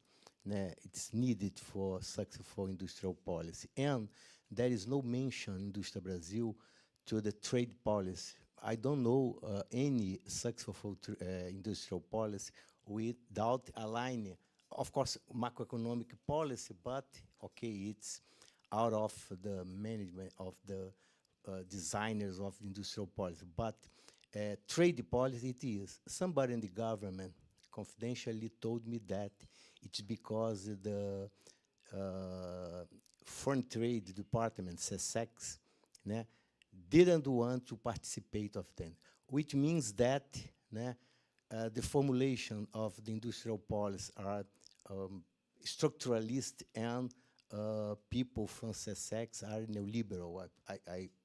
I mean that. And Danilo, yes, I agree with there is a capacity, technological capacity constraint in Brazil, but it's paradoxically, I mean that this is a problem, an issue for manufacturers as a whole. But in the case, specific case of green technology, I think that the game is zeroed for everybody. So it's exactly because of this, I think that Brazil could take advantage of windows of opportunity to combine the need of reconstructing capability in manufacturing general and to boost green technologies. I don't know, Julia, if I agree with you that in Brazil, industrial policy is designed for the mission sector. Because all experience of industrial policy are designed for the mission sector, because industrial policy, by definition, except for neoclassical, is driven by sector, or if you prefer, to chain productivity, because exactly because under for the neo-Schumpeterian point of view or framework, sectors differs as to their potential to generate and diffuse technological power. The problem is that by defining the missing sector, industrial policy in Brazil, unfortunately, has not been successful because due to several reasons. And Marconi, yes, I think that the high nominal real interest rate in Brazil is designed to reach the inflation targeting and, yes, to attract net foreign capital. But I don't agree with this so high interest rate differential would be needed for attracting net capital inflows, because it's enough a marginal or a competitive interest rate differential to attract foreign capital. As when I was young, I think that I would not say that, but now I'm old. I can say that the interest rate in Brazil is so high because the central bank wants. And the only justification and the central bank committee has been captured by the interest of financial interest system, because you mean that most of directors of the central bank indeed wants to use this experience in the central bank to social scale and the financial market after that. Thank you.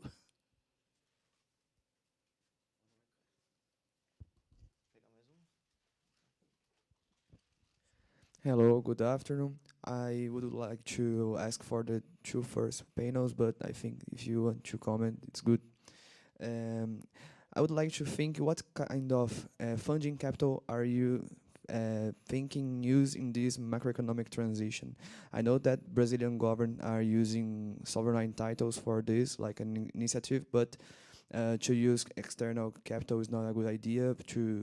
It could appreciate the exchange rate and could create new divergence problems in general. But I would like to think what kind of capitals are you thinking to use or to implement for these new transitions, macroeconomic transitions?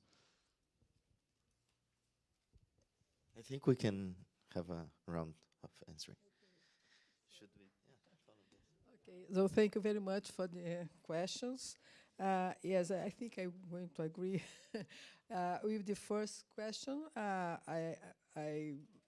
I think that you have to have a global South perspective when think about the transition, climate transition. And indeed, the points that you raise, I fully agree. You have to have a special look at our agriculture and also what you mentioned about the exploitation of oil, that and the dilemma to choose between a car that's electrical or with fossil.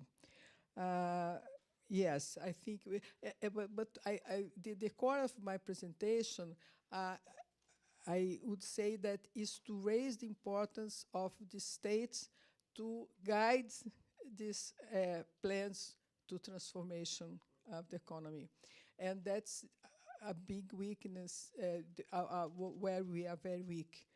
We are, although in the past we had strong public agencies, and once someone put me that question, but it was easy to industrialize the country. It was not.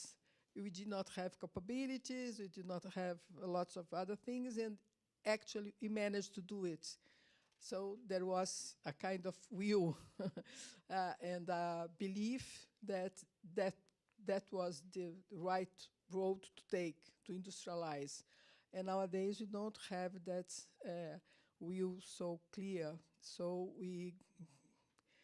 our debates are very contaminated by what the foreigners bring to us, or the solutions. And so, but it's a pity because we are missing something that we had. We had strong public institutions. We still have a BNDES, we still have a Petrobras, I think they should be more important in this transition. I agree that it's impossible to grow with netto zero. And also, I think that was a firm position that the Brazilian took in COP3, or has been taken abroad, that you have to have compensation. That's the age of implementation, and the North countries have to recognize that they have a huge ecological debt with the South, global South. So to reinforce this debate, I think that's the right thing to do. Andrea, I fully agree also with you that NIB is wishful thinking, but I think although it is important because actually the implementation depends a lot on attracting foreign capital. I mentioned that we attract a lot of foreign capital because we are very rich in natural resources. But the point is to have an industrial policy could direct at least to where to go, because the financing of this transition, of course, is being done by attracting foreign capital because we did not change our macroeconomic regime. And so it's we are in a middle way. But although I understood what you said, and I agree with you that we have a very poor industrial policy, but it would be worse not having one. So it means something to have industrial policy. And I think that's distinguished Brazil among other developing countries. Perhaps, I don't know what the others make. And about the funding would, I would say that should be public funding. The point is that we are very much restricted because of this paradox of the macroeconomic regime, very conservative, the independence of the central bank and the fiscal policy, and that's something that is a contradiction. You will not going to succeed in the development, in the transition, if you not, how to say, ease these constraints, and of course the interest rates, no comment, has to change. But the idea, it would be that the central bank funds the developing banks with the control, with the intention of conducting the green investments or making the transitions, and actually acting in both sides, in absorbing the strange assets, because that's a problem with the ecological transition. You can very quickly devaluate what pollutes, and you have to invest in what is new. And what's new is more cost, is more uncertain, and it's easy to continue to do what you know how to do. And so who is going to turn the key from one to the other? If you lack the state capacity in doing this and the funding, you have to fund with public resources. But then you need a new model, a new theoretical model to discuss your opportunities. So thank you very much for the questions. Well, thank you for the questions. Very relevant, all of them. First, just answering to André, very good point about capabilities. Well, of course, it doesn't reset the game completely. There are many capabilities that are benefited for the new paradigm that actually comes from things that I know from the past paradigm, but I agree that there are new opportunities that are going on, and we can learn and we can actually propose solutions which gives us a window of opportunity. And I think it links very well with what Dar just mentioned about his paper, that this is one of examples of that opportunity that you can actually, first, congratulations for the paper, hope goes forward with Toyota and then they start implementing. But this is a good example of capabilities that we had previously. We knew the ethanol, and now we can use that together with the hybrid car. Yeah, with the, but also, yes, exactly. So we can use that as an example of something that we can use to move on with the new. Sorry. No, that's it. It's a new window of opportunity that we can benefit. Of course, there are always issues that technically it may be very useful, but then there are interests and political economy and things that are going there, and other interests that may actually enter there. But technically, it is a very good solution. And in terms of compensation mechanisms, definitely, I think there is a historical heritage that we need to understand, and countries in Africa.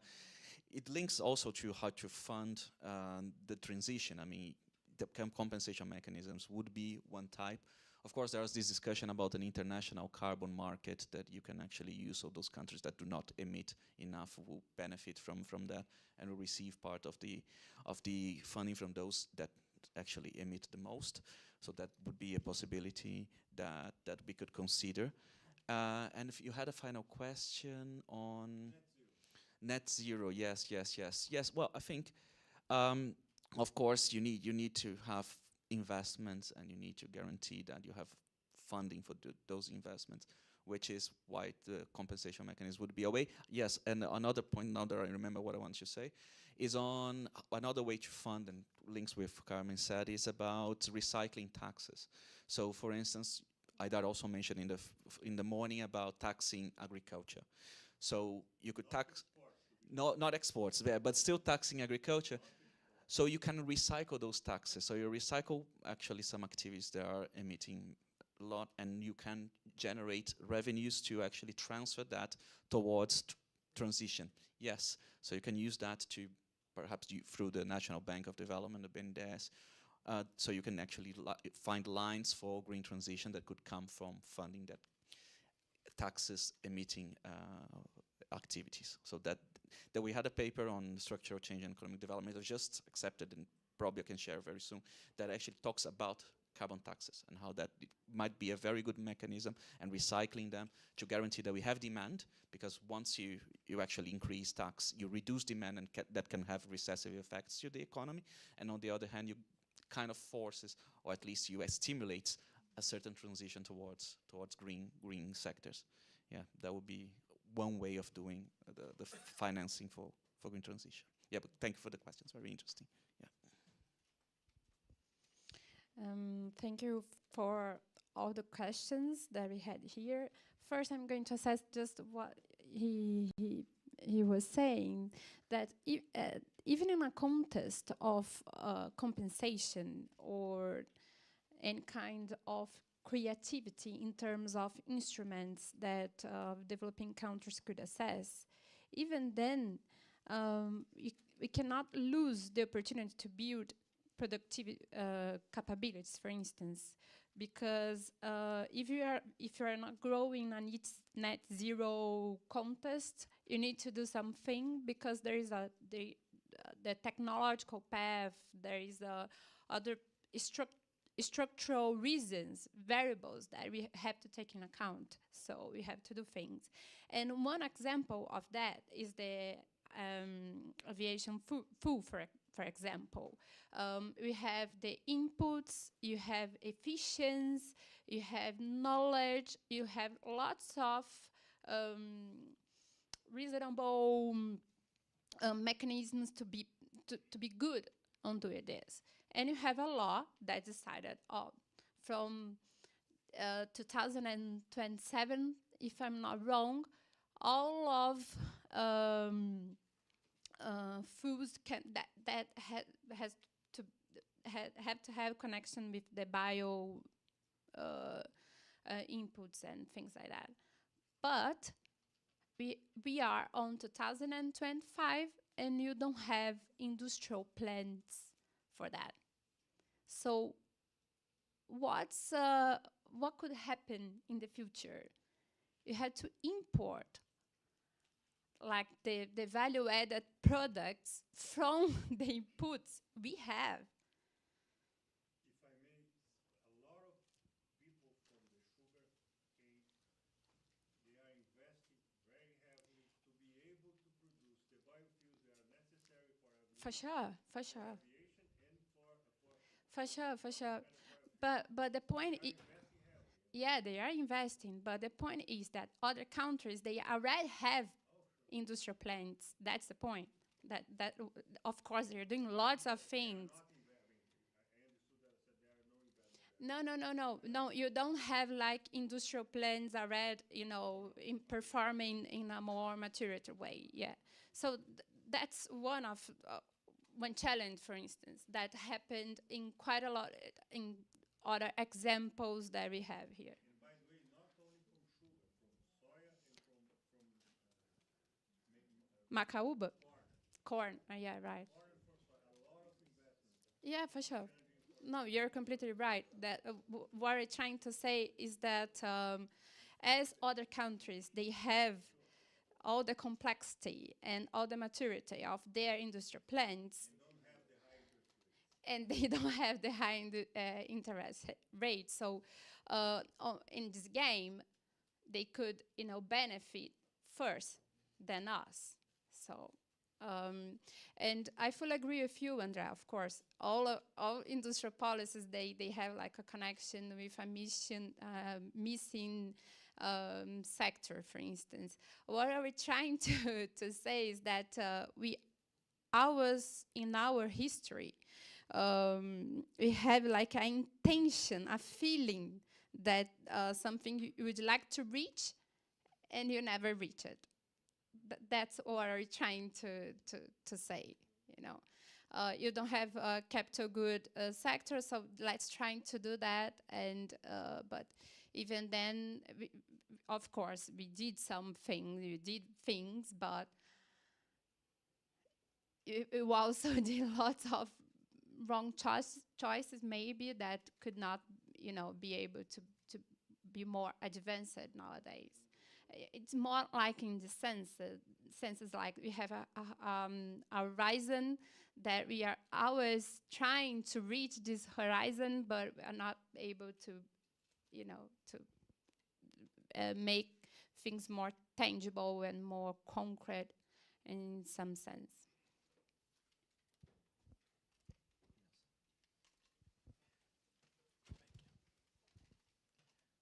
Okay. I will ask Andre's question that is very relevant, and then I do a comment about this, the other topic that it's you are much more specialist than me, but I want to do I'm not resisting to I have to comment something about that.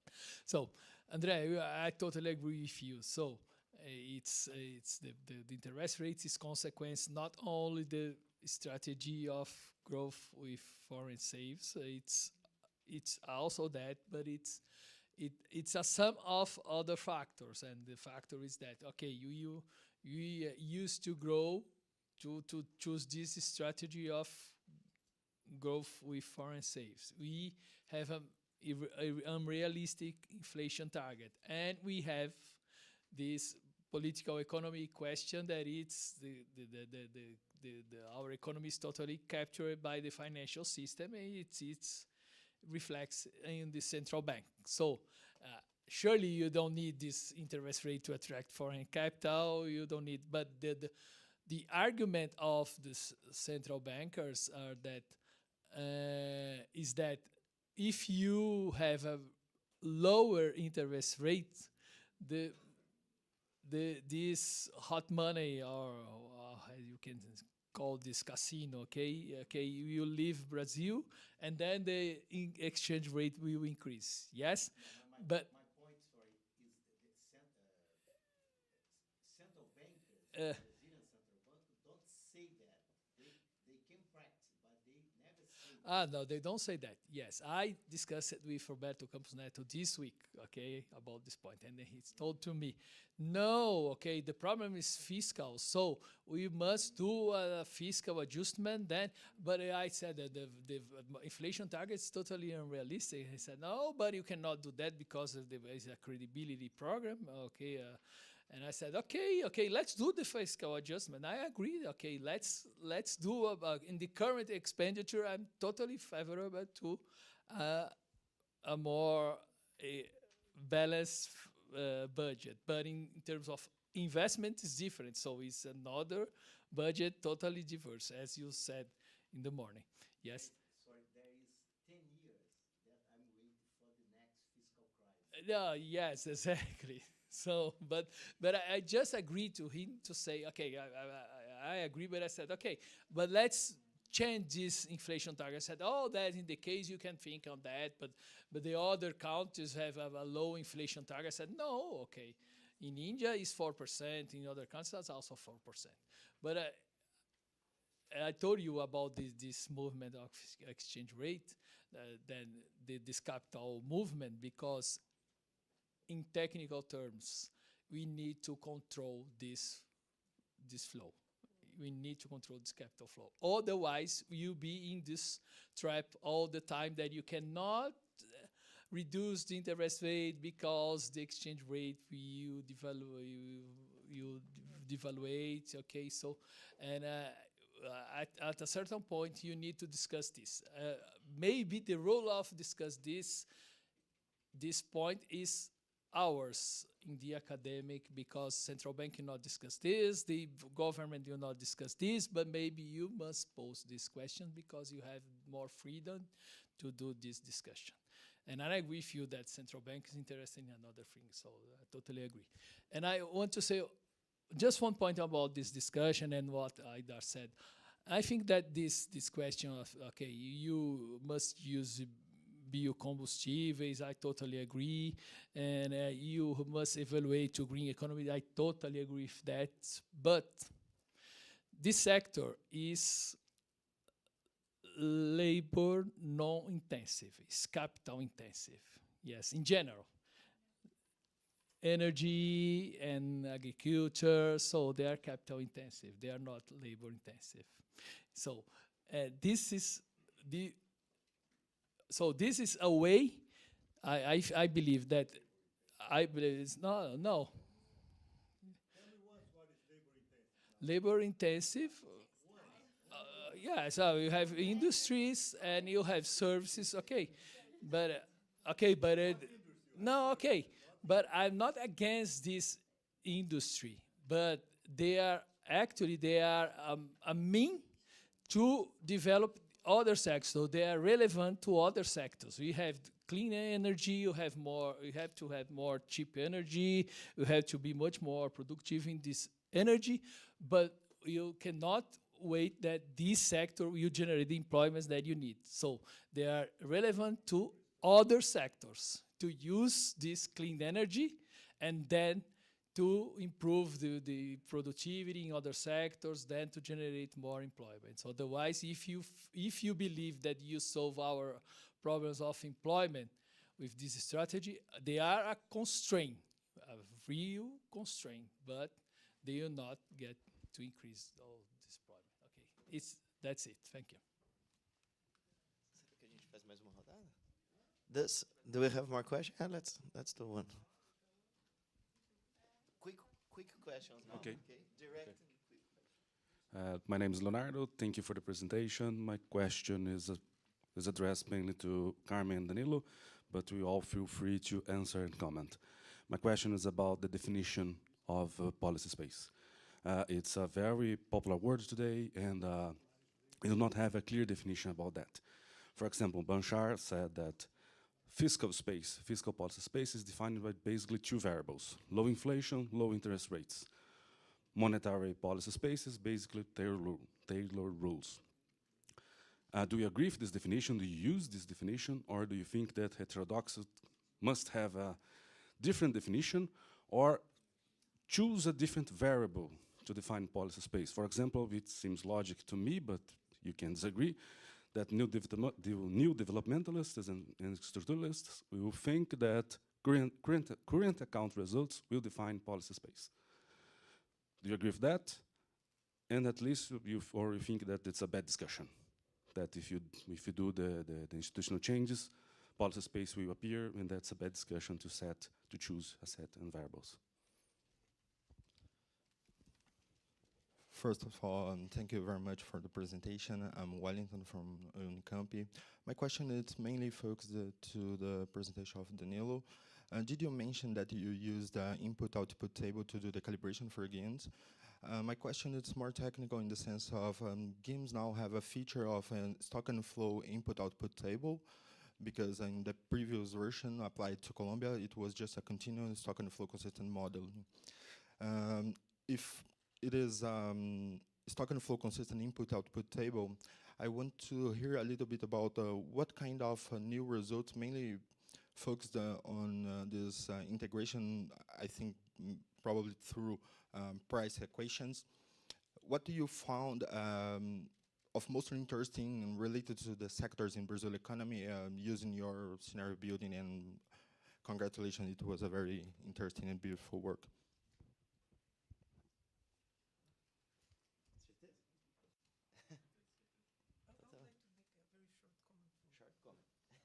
Just two very, very short comments for Julia regarding China. That when you were using the 5-year plan for industrial policy, what I have been seeing during my research is that industrial policy in China has been more and more increasingly depending from the executive power itself. Like with the IDDS is the best example, an innovation-driven development strategy. So there's macro plans that are directly from the executive, and so they bypass the deliberation process of the party, and then the 5-year plans kind of try to implement that macro plan. So I'm telling you this because maybe it's underestimated, the amount of... Okay, so just a comment on that. And then when you were saying that there's a political economy of industrial policy, which of course we always, I feel, tend to think of it domestically, but there's also an international political economy of industrial policy that has to be taken into account. You think of Japan in the 80s, when it faced a backlash because of its persistent current account surpluses. And you think of China today, and you say, yeah, okay, apart from all the macro discussion that we are having, there's also the fact that if you have a persistent surplus, at some point that's going to be unsustainable like geopolitically. And okay, just that. Who wants to start? Well, I start with the policy space definition. I would say that the first thing that monetary and fiscal policy should be coordinated. You cannot administrate a monetary policy that impairs the fiscal deficit. So, because then you don't have fiscal space. That Brazil is a clear case.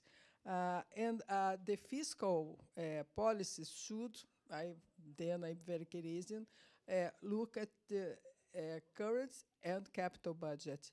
But there is is not very clear, and I believe that even Keynes was not very clear what would be that capital budget.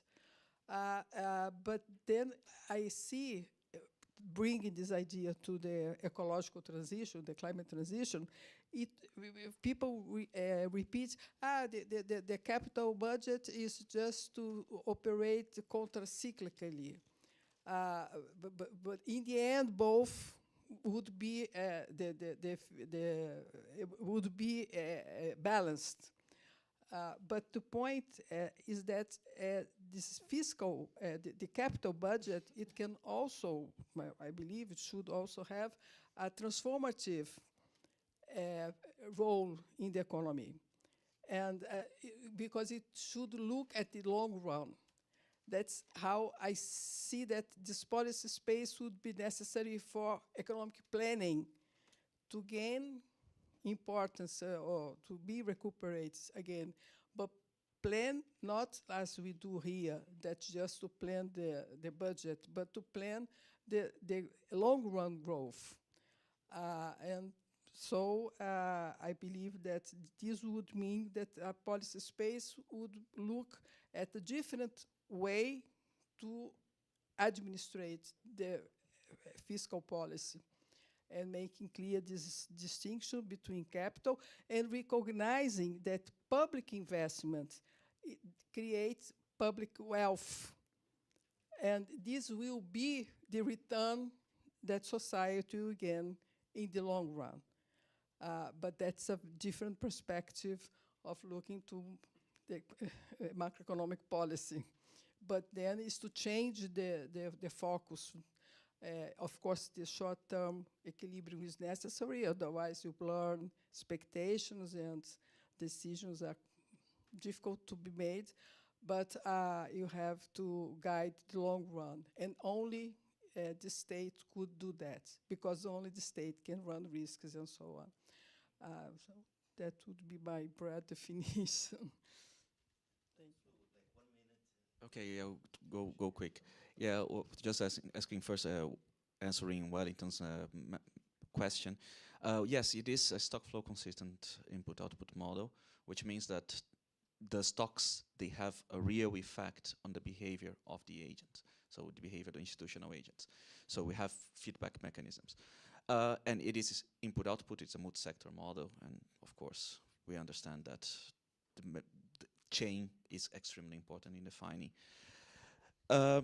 On your question on what does this bring new to the table and what is new on that, I think, first of all, we are always comparing with the CGEs. So the CGEs, they have a very high substitutability.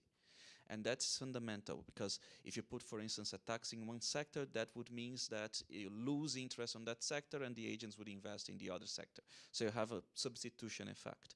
Well, the fact that you have a stock flow consistent and you have the element of stocks makes you think that more as an income effect and rather than just a substitution effect, which means that if you tax one sector, this has recessive effects on the whole economy. And then if you don't have demand coming back, you end up entering a spiral of going down, like a Keynesian kind of spiral. So if you want to have a real, like if you want to see the impact of kind of, for instance, a tax, if you don't have, for instance, a carbon tax that would reshape the demand close to other sector and re-put the demand back to the system will spiral down. So this is something that we can see in those types of models. The recessive effects that these kind of models, the CGE models, don't capture because they're always capturing substitutions. And just very quick on your question, well, we see, coming back from the more structuralist tradition and looking at balance of payments constraint, we end up going to the the external sector to see where the policy space comes from. Like the domestic policy space kinds of an answer to what the balance of payments constraints give us. And then you end up looking at the current account, as you mentioned yourself. Of course, we can always look at the cyclical adjusted primary balance as a value, but that would be a discussion that we can talk about later. Yeah. But thanks for the questions. I'm not a Chinese specialist, but from what we see, China has a huge ability to be able to reinvent themselves, right? And they are much more complex than they were like 10 years or 5 years ago. So, of course, I totally agree. This amount here is just really a more concrete number, but of course, it's much more complex and much more money than what we see from this table. And about the external vulnerability, you could see from different types of dimensions. You said about the geopolitical arena, but I was just remembering talking with a person from the Brazilian government during the financial crisis, 2009 financial crisis, and he said that they had like an industrial plan, or at least goals and things like that, and they had to change all the goals and all the resources because of the financial crisis. But so that's the reason when we build structural capabilities and make more stable during the time, you have more ways to find spaces to open opportunities. Of course, I'm here sitting in academic chair, so I'm not like designing the public policies and implementing them. I think there is a huge space, a huge path between these dimensions.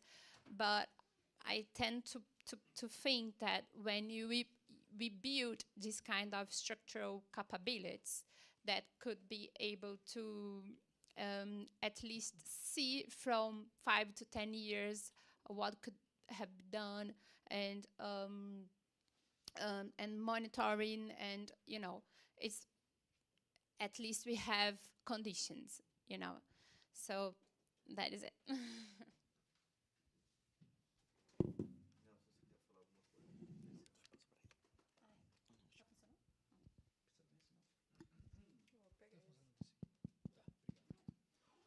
Just one comment about yours. Yes, this is a geopolitical problem. This is why Brazil. Okay. It after certain time it becomes a very geopolitical problem. This is why China became powerful, and this is why Germany is losing space. This is why America the United States is trying to recover. So, but otherwise, someone has to be a surplus and someone has to be a deficit. I prefer to be in the situation that I have a surplus. So it's a geopolitical problem. I prefer to work in the sense of having this advantage. So surely. So China did that. So you must. Some people said to me, "Okay, so but why do you solve that? Some countries have to be a deficit, other has to be a surplus. Surely, yes, but I want to have a surplus. So this is my problem. Okay, so I've been called a neo-mercantilist. yeah."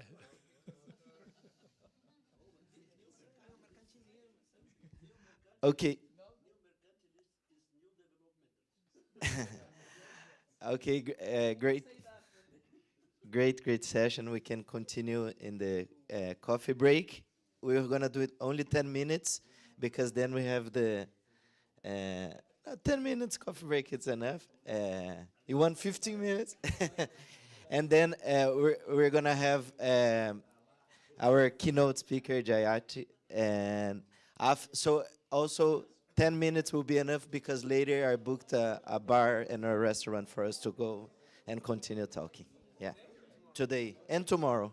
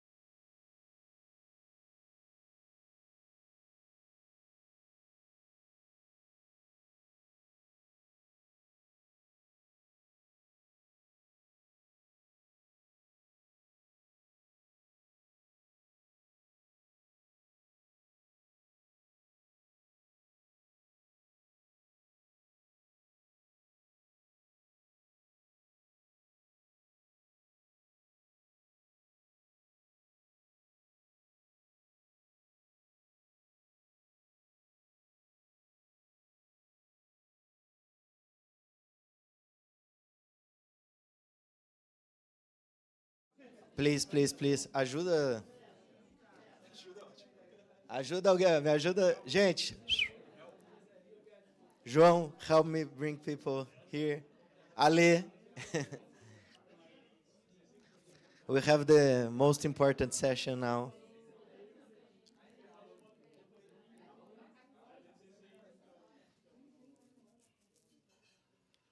Everyone.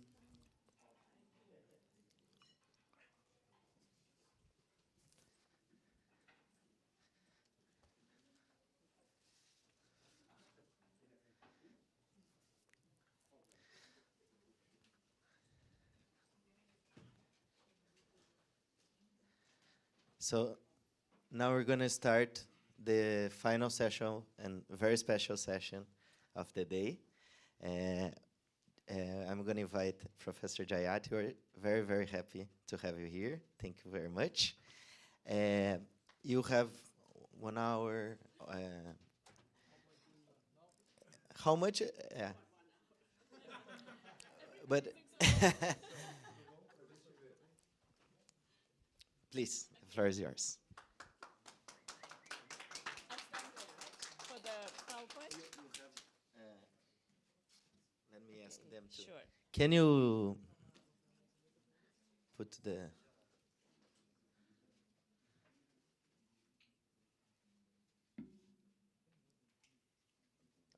we go. Let me. Oh, yes, great. Thank you. And there's a pointer, right? Oh, yeah, perfect. Just forward. Yes. Okay, first of all, let me just say how delighted I am to be here. It's really a huge pleasure.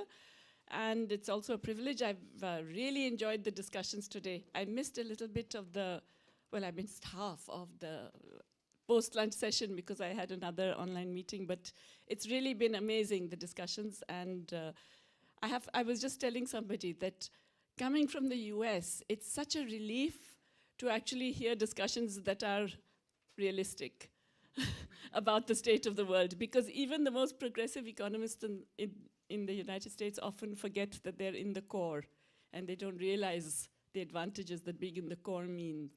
So many of the things I'm going to talk about have actually already been talked about. So I'm almost thinking that I'm going to tell you things you already know, and there's not much that you're going to learn from this, but still, it's possibly reinforcing several of the points that Professor Bresser made in the morning. And as you can see, it's very much within a recognition of the core periphery paradigm. Okay? So we've heard a lot about fiscal deficits and current account deficits, and I was just struck at the last session also when, you know, the equivalence between the two was made.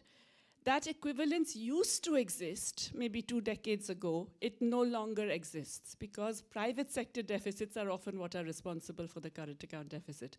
In fact, if you look back at the Southeast Asian crisis, it was private sector deficits, especially in Korea and what was the other one? Thailand. It was private sector deficits in Korea and Thailand that drove the Southeast Asian crisis. The public sector actually had surplus of 3% or 4%. Similarly, by the way, Spain, in the Eurozone crisis, had a public sector surplus and a private sector deficit. But as usually happens in a financial crisis, the government has to take over all the bad debts. And so they end up with the deficit and have to do the austerity and so on. But just to recognize that the idea that the public deficit is always great, thank you. Yes. So first of all, okay, why are fiscal deficits bad?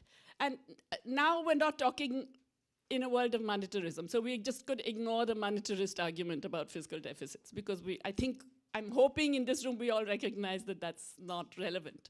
So in a broadly Keynesian world or in a Kaleskian world, a deficit is bad because it reflects the excess of expenditure over income. Right? You will either get inflation or you will get a balance of payments deficit. That's basically how it works. And so the fiscal deficit is supposed to be that kind of problem. It can generate that kind of problem unless you have a private sector savings surplus, okay, which mostly you don't have. And so essentially, as I've mentioned, it can happen also because of private sector deficits.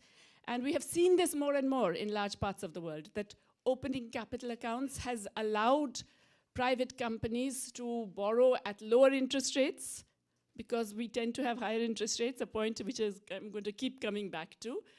But essentially, a government deficit that is financed entirely by private domestic savings doesn't have to have any external problem. I think back to Italy before it joined the Eurozone, and it regularly had 9% of GDP public sector deficits. But it also had 9.5% of GDP private sector surpluses. And it never had a problem for decades, not just for 1 year or 2 years. For decades, it did not have a problem. It did not even have an inflationary problem. It had a problem of constant changing of governments, but that's a different issue. So, in fact, it's not necessarily the case that it will always generate that bad fear.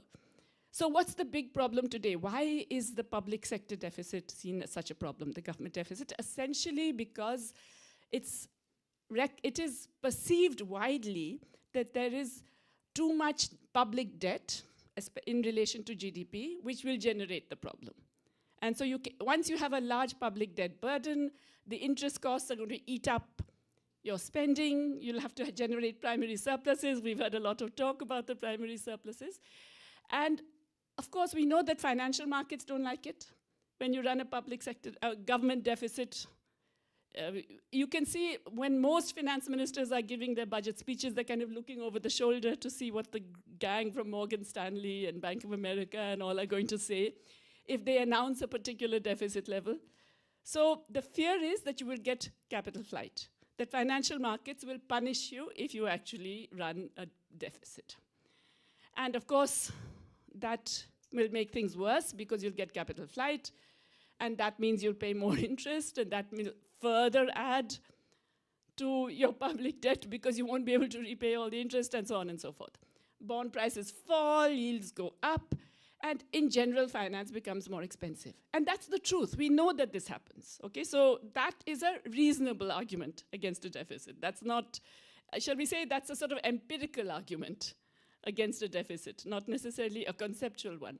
But the point is that policymakers across the developing world now, we have absorbed this so thoroughly, or shall I say they have absorbed it so thoroughly in their minds, that we now all control our public spending.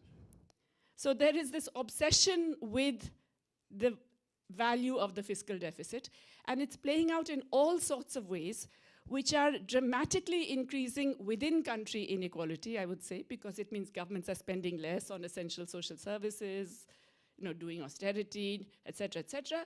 But it's also playing out in between country inequality in very significant ways. I think we have to give it time, is that it? Hey, come on. Yes. Oh, okay, maybe I stand there. I think that's the simplest. Okay, all right. So what do we have as a result? Now, this is data from the IMF, so it's not some crazy economist from India who's delivered this, okay? So this over here, as you can see, is the general government balance as a percent of GDP. The blue line are the advanced economies, rich countries broadly. Orange line is middle-income countries. And gray line is low-income countries. So the big dip, as you see, so at the beginning of, this is over a decade, beginning 2016, the rich countries had lower deficits to start with, had a dramatic dip in the COVID pandemic when they did massive counter-cyclical spending, okay? Middle-income countries like us, we did much less counter-cyclical spending. Low-income countries did very little counter-spending. In fact, I'm going to show you how they did almost no counter-cyclical spending. Their deficits deteriorated because tax revenues went down in that 2020 period, okay? But subsequently, as you can see, the low-income countries have maintained much lower deficits as a group than the rich countries or the middle-income countries, okay? If you look at the primary balance, which of course, here you're desperate to have a primary surplus, but again you see a very, very similar tendency with the poorest countries, the low-income countries, showing very low primary balance on average, -1. In fact, several of them generate primary surpluses because of that pressure of paying interest rates, okay? or maybe I shouldn't come there because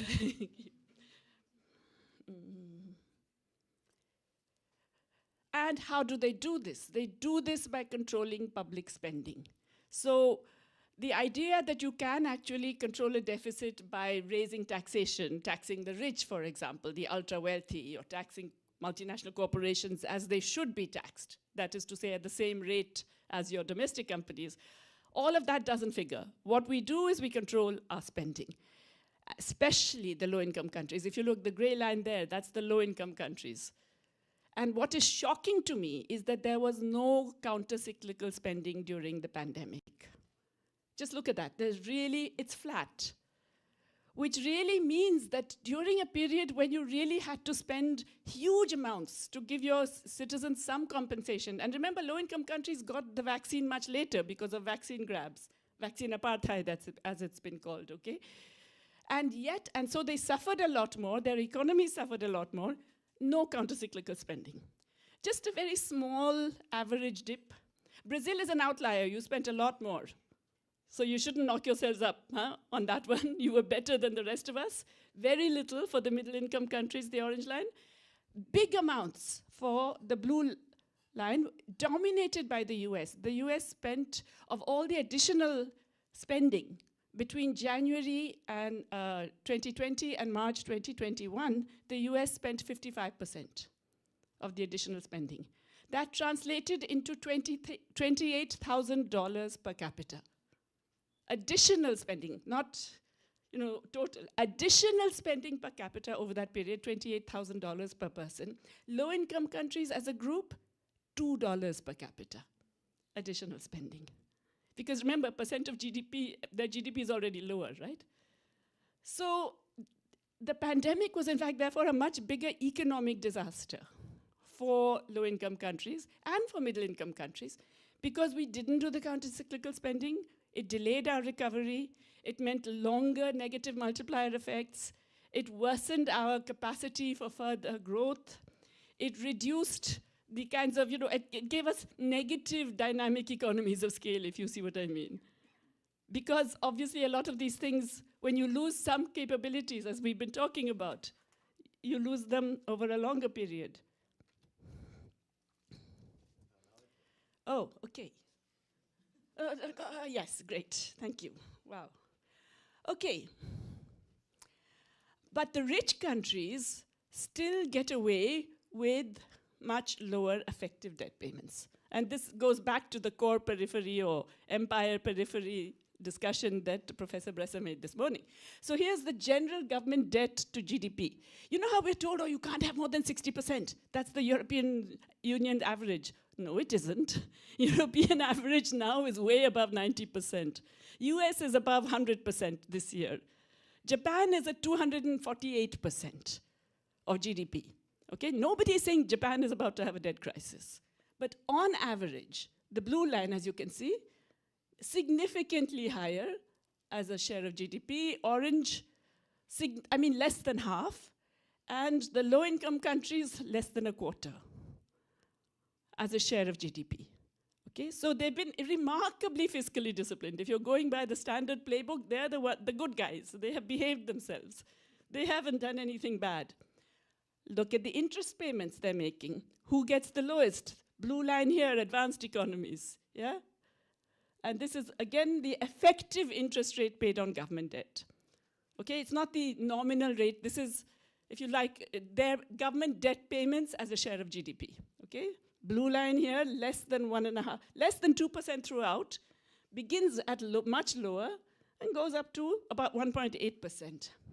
Middle income countries as a group, I think Brazil will be higher because you have done a lot of, you're masochistic, yeah, you kind of self-punishment, but okay. The orange line, on average, as you can see, about 3.5%. The low-income countries, the most fiscally disciplined, the lowest debt-to-GDP ratio, no increase in public spending during the pandemic. And they are paying, on average, 4.5%. For some countries, it's as high as 8, 9, 12%. Okay? Now, the pandemic period was actually very instructive, and I want to show you how. this was particularly evident during the pandemic. I already told you how low-income countries did not spend more, right, during the pandemic, but here's how it played out in terms of the government debt. So this is between 2018 and 2023. And as you can see, 2020 is that big year of the big increase. So it goes up to, the average for rich countries goes up to 123% of GDP. Now, can you imagine if one of our countries had that kind of level of debt? This is the average. This is not, upper end or anything like that. And I've told you, there are countries like Japan and so on, which are much higher. So they increased it to 123%. It came down, but stayed much higher than before, at 112% of GDP, okay? The middle-income countries, it stays, finally, very reasonable, right? But goes up to 66% and then stays around there at 68%. Low-income countries, very, very low, as you can see. And that increase in debt is entirely because of inability to repay interest, not because they were doing more spending for their people or anything like that. So who gets punished by the bond markets? The blue line is the spread of other advanced economies over the US Fed rate. Okay? And it looks flat and near zero because it is. It's below 1 basis point. Seriously, the average spread of all advanced economies over the US Fed rate throughout this period is below 1 basis point. What happens to the average of low and middle income countries put together? One big spike during the pandemic, comes down, but not much. It's still at about 350 basis points, and then goes up again during the Ukraine war, which, by the way, was not being fought by any of us, right? Goes up and stays high, really high, to an average of about 680 basis points, okay? For some countries, it goes up to 1,100, 1,300 basis points in some extreme cases. And these are countries that are doing everything possible to be fiscally good and, well-behaved and all of that stuff. Okay. Why does this happen? Well, basically because, bond markets are influenced by perceptions and expectations, and we all know that expectations become self-fulfilling, right? Keynes chapter 19 or something. And the problem here is that there is this hierarchy of currencies, okay? There's the US and, the reserve currency holders, and China somehow out there as an outlier, also. And then another bunch of the core countries, and then to varying degrees further down the ladder, middle-income countries in the middle bit, lower bit, and low-income countries at the bottom. And any shock that happens anywhere in the world, especially if it happens in the US or in some other developed country, first hits those at the bottom of the ladder.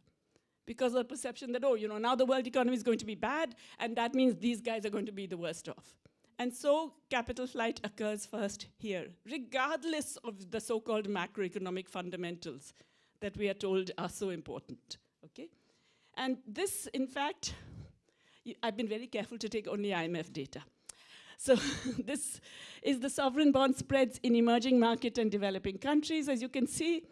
And some are really huge outliers. Now, where is Latin America? It's the middle one there. You can see it, right? There, yeah? Some go up really high. Emerging Europe turns out to have gone up the highest, but Sub-Saharan Africa also really high. Massive increases in spread. I mean, 2,000% increase in 2,000 basis points above the US Fed rate. It's an unviable rate, right? And this is, if you like, it's something that shows that they have been acted upon rather than doing it to themselves. In Brazil, we'll come back to that. Maybe you can argue in Brazil there's an element of self-harm because you needn't have. But these low-income countries, their big mistake was opening up to global capital. That was the error. It's the bond markets. It's the involvement in global bond markets. And so what does that mean? It means that obviously the costs of servicing the debt goes up. Because the minute the spread goes up, the cost of additional borrowing becomes that much higher. And so your coupon rates have to be much, much higher. And all the risk premia associated with this. So here's the interesting thing about the risk premium. You know, every time you talk to any international investor, they'll tell you, oh, well, you know, for Zambia and so on, it has to be higher because it's a more risky thing. So this is just the risk premium. There's a very interesting study by Marina Warner and others, which looks at 3 countries that defaulted. I think it was Zambia, Ghana, and did Chad default? Anyway, 3 of the countries that defaulted. If an investor had invested whatever amount in those countries over the period of default and till 2 years later, they would have got 5 times the return they got from holding US Treasury bills. 5 times the return. And these are the defaulting countries. So, you know, imagine the non-defaulting countries, all of us good guys who keep repaying, repaying, repaying. So these are not risk premium that are justified by any actual risk, if you like. It's just a notion of a risk premium, which is perpetuated also by the way that the international credit rating agencies operate. And we can come back to that discussion, but basically, as a result, once you know this is happening, what is the immediate thing our governments do and our central banks do? They raise interest rates in our own countries. So it's now a double whammy. Capital has fled. Our banks, central banks, have raised interest rates. That's further damaging any real investment, any real consumption, any real economic activity. So then, of course, yes, the expectation is self-fulfilling because our economies do then go into a slump. Yeah? Okay, now get to your, I don't remember whether we had a comparison with Japan. Definitely you had with Korea, but here is a comparison of the US, Japan, and Brazil, and the primary government balance. And as you can see, Brazil is the gray line here. The US is blue, Japan is orange. Okay. And despite the fact that both the US and Japan begin the period with very high government debt ratios, that's the right-hand side, as you can see here, right? Japan has a government debt to GDP ratio of about 244%. At the beginning of the period, the US has 102%. And Brazil has, how much would this be? About 70%? I'm not quite sure, but approximately I'll have to look. Yeah, about. On the criteria of IMF and Brazilian central banks is different. Okay, so this is IMF data. Okay. Yeah, it's for purposes of comparison, I'm using only IMF data here. Okay. It includes the bonds that are from the central bank. Okay. Yeah, it's the IMF definition. Okay. So as you can see, they begin the period with significantly higher debt ratios. Does that stop them from spending? It doesn't at all. As you can see, the US, of course, spends by far the most, but Japan also spends a fair amount. Brazil, unlike a lot of developing countries, you actually did increase your spending, your countercyclical spending during the pandemic. So that, frankly, is a good thing. You did it, okay? But much less than these other countries. Okay, but and it stays high for Japan. It goes to a peak in 2021, comes down a little bit, but stays high in the range of about 248%, I think is the latest number.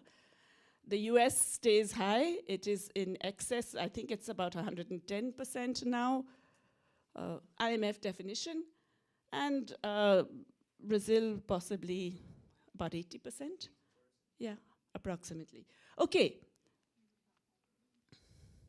But again, despite the fact that it has a lower debt to GDP ratio, has been, relatively speaking, much more disciplined, et cetera, look at the interest paid on government debt. And this, once again, is simple. It's just government payments of interest on GDP, okay? And in Japan's case, it's coming down quite significantly. In the US, it goes up, yes. But look at what happens to Brazil. Yeah? Even though, as you can, let me just go back and remind you, debt to GDP really did not go up much. It stayed broadly the same, yeah? But look at the interest paid on government debt. This is where the self-harm thing comes in. You know, I mean, you really didn't have to raise your interest rates that much and pay that much more, but this is what happens, and you get to this incredibly high ratio to GDP. Look also at the yields on bonds. Now, once again, fiscal discipline clearly is not important for the bond markets if it comes to the advanced economies, because the yield on government bonds falls dramatically in the US. It even falls in Japan. Japan, which has got more than 2.5 times its GDP in terms of public debt. The yields are low and they fall, okay? They are negative yields. Not, unfortunately, like Brazil. Okay. The other interesting thing, though, now, is that because of these open capital accounts, and this is a slightly different point, but it's a very important point, and I think we need to stress this much more. One issue is about deficits, but the other issue is about the fact that because we have open capital accounts, we have lots of gross flows in all directions, yeah? We have inflows and outflows, and yes, maybe we are net recipients of capital, but we also have a lot of capital going out. And therefore, we all face what is now called seigniorage costs. That is the difference between the returns a foreign investor gets in our country and the returns that our investors get when they invest abroad. Now, the interesting and frankly almost unbelievable thing is that all of the low and middle income countries face huge seigniorage costs. Very, very large seigniorage costs. Even though, in fact, as I said, not justified by risk premia, not justified by the standard macroeconomic fundamentals indicators, not just justified by growth rates. I mean, our growth rates are much higher than theirs in general, on average, right? Yet we face these higher seigniorage costs. And this is very interesting work done by Gaston Nivas and Alice Sodano at the Paris School of Economics. They have calculated the seigniorage costs, which is to say the difference between the returns on capital invested here in your country relative to the finances, it's financial capital only, okay? Relative to the financial capital invested abroad. Now remember, a lot of that is also central banks holding reserves. And where do our central banks hold reserves? With US Treasury bills, right? Safest place in the world. But even our private investors end up getting lower returns, which is quite intriguing, right? Whether it's our pension funds or our mutual funds, we all end up getting lower returns abroad. As a result of which, now, okay, this blue line is the United States. And this is the dollar's exorbitant privilege that everybody knows about. Yeah, the dollar as the holder of the global reserve currency, it can do what it likes, it always benefits, and it gets a massive, massive benefit. As a share of GDP, there are periods when it has been as high as 4%. Just from this difference in returns, okay? Huge privilege. But hey, this to me was the really new and eye-opening thing. So does the Eurozone. Look at the red line, okay? And look at Japan. Look at the benefit Japan is getting from its external investments, yeah? So it's now, the exorbitant privilege of the US is now, shall we say, generalized to the whole of the imperialist core, yeah? It's the rich world's exorbitant privilege. Again, a very striking result. The BRICS countries, the blue line, the darker blue line, can you see? Negative, yes, up to an average of 2.5% of GDP, okay? The shock to me was China. Even China is a loser in terms of this seigniorage costs. Russia, of course, is a big loser. But to me, these are really indicative of the structures of power in financial markets, because there's really nothing else that can explain it. Yeah? And it's power, I don't know what you want to call it. It's part political power, but not really, because Japan, what political power? Right? It's market power, it's perceptions of investors, which, as I said, become self-fulfilling and all of that. But the original sin, I will say, is probably ours because we are the ones who have the open capital markets. We are the ones who are giving them this privilege, in a way. And here, this I find very interesting because these are the so-called success stories of Asia. You know, everybody loves to say Asia is doing so well and dynamic and wonderful and so on. India, I could spend 2 hours telling you about how India is not a success. Honestly, our GDP growth is a big lie. Our real wages have been stagnant for 2 decades. We do not have 4% poverty by any definition. They've just made up numbers. We do not have the 4th lowest inequality in the world, as our Prime Minister just told the G20. Many, many things wrong about India, but also our growth. Okay, you cannot actually grow with only 10% of our population. Sooner or later, it'll come up and get you. Okay, but okay, forgetting all that. Otherwise, it's seen globally as a success story. So here is our seigniorage loss, if you like. These are the same thing. It's the net yields. Okay, on assets versus liabilities. There was a brief period when we did actually get a gain, but in the period before the pandemic, we had a 1.4% GDP loss. But now look at the countries that are or were seen as successes. Indonesia, Malaysia, Thailand, okay? Very rapid GDP growth.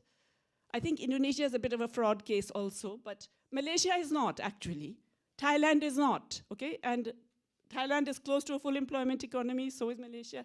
So they're doing well, yeah? And they're export successes. And they have current account surpluses. What's happening here? Negative 1.7% of GDP in the first period, up to the great global financial crisis. Minus 4.1 just during and after the global financial crisis, and minus 4.1 in the period until the pandemic. They're losing 4.1% of GDP every year on the seigniorage costs, on that difference in the rates of return. To me, the big shocker was Thailand.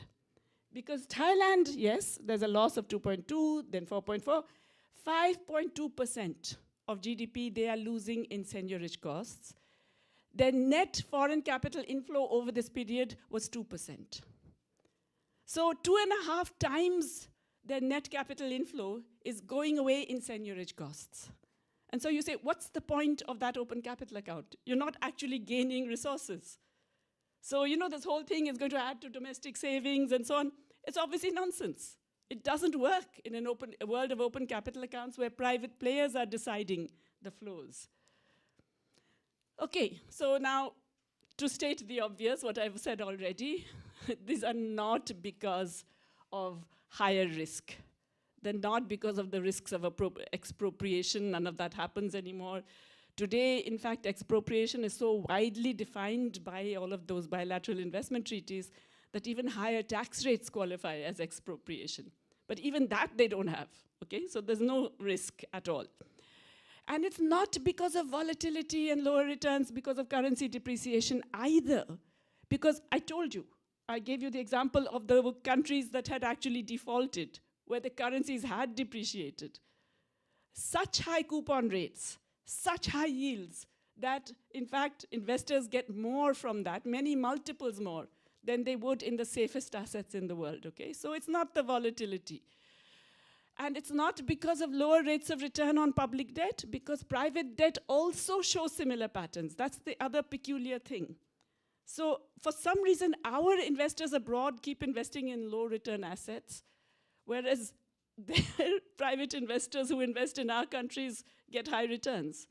Some of it has to do with our base interest rates, which are higher, but it's not only that. I actually would argue that it's a privilege that is generated by power, and it's not just geopolitical or military power, but it's a wider range of power, particularly over international institutions, the IMF and the World Bank, which are of course controlled by the rich countries, the credit rating agencies I've already mentioned, and they're consistently ranking countries that have an exemplary record of debt payment as BB or, you know, triple B minus and stuff like that, okay?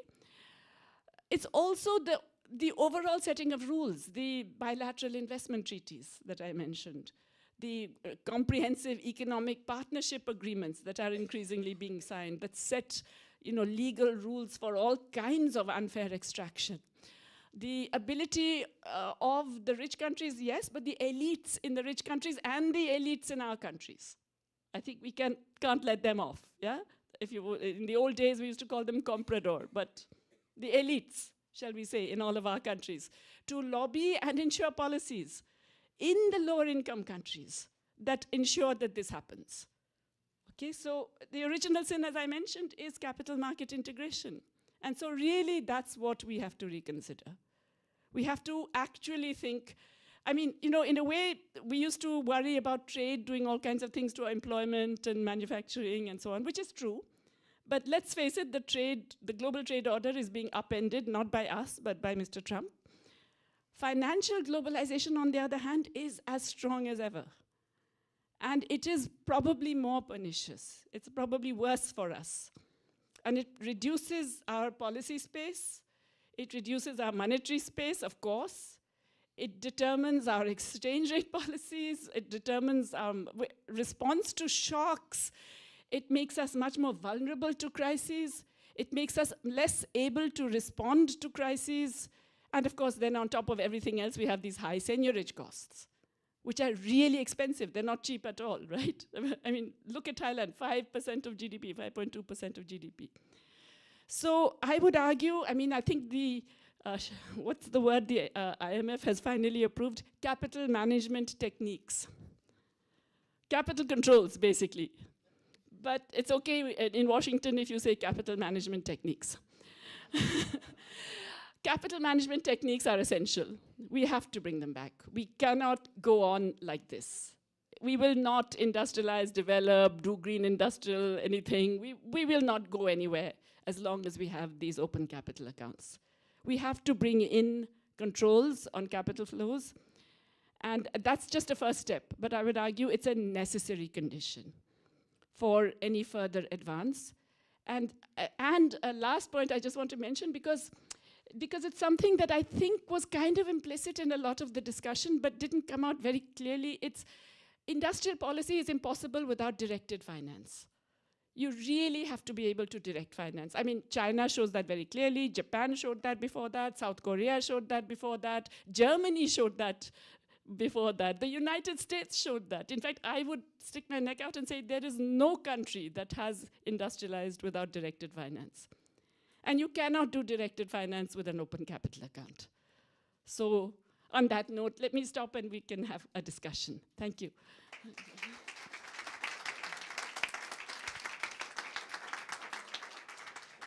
Thank you so much, Jayati. Amazing presentation, as I expected. Now we open the floor for comments. Let's start here. Thank you very much, Professor Ghosh. Outstanding presentation, really, really interesting. I have more like a comment regarding who are the owners of those bonds, right? Who is holding them? And then if we see the case of Brazil, some of them are holding internally, some of them are holding externally, and those internal are those elites that you mentioned. And we see a very clear pattern in which when interest rates go up, inequality goes up, because actually it works as a very big mechanism of transferring of income, which ends up generating this kind of implicit agreement, like kind of a dependency theory base that we can think of between those elites and the International Monetary, because they're the ones benefiting for that, right? And I assume that in many countries are the same. Perhaps that's the origin of all the huge inequality we have in Brazil, is this huge amount interest rate that creates this income transfer. Thank you again for the presentation, really, really interesting. Can I collect a couple? Yeah? Okay, three, okay. Thank you, Mrs. Ghosh, for your brilliant exposition. In my presentation morning, I said that I'm in favor for capital control, but I'm doubting on the viability of operational viability of capital control, especially because look at the case of Brazil. We implemented in the beginning of the 90s the openness of external capital and create a large and diversified derivative market with digital money. So in my opinion, in your opinion, it's viable operationally? And if so, what kind of capital control do you suggest the quantitative, tax, or anything else? Thank you. Last one. Question or comment? Short comment. Okay.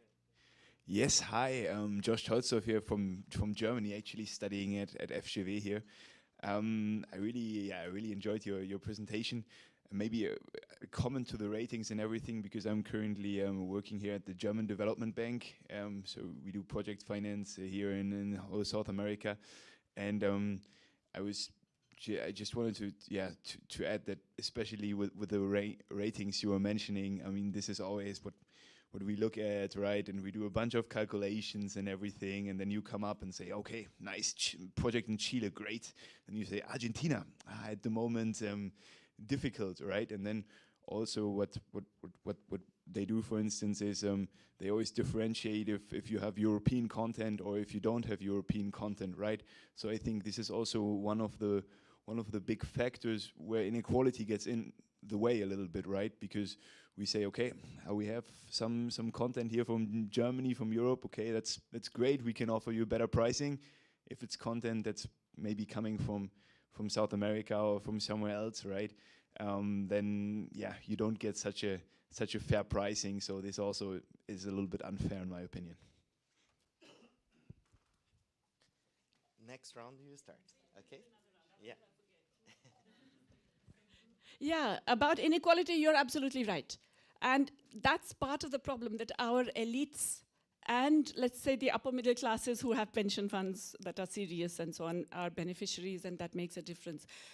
But you know, it's quite extraordinary. I was working on this report on inequality for the G20.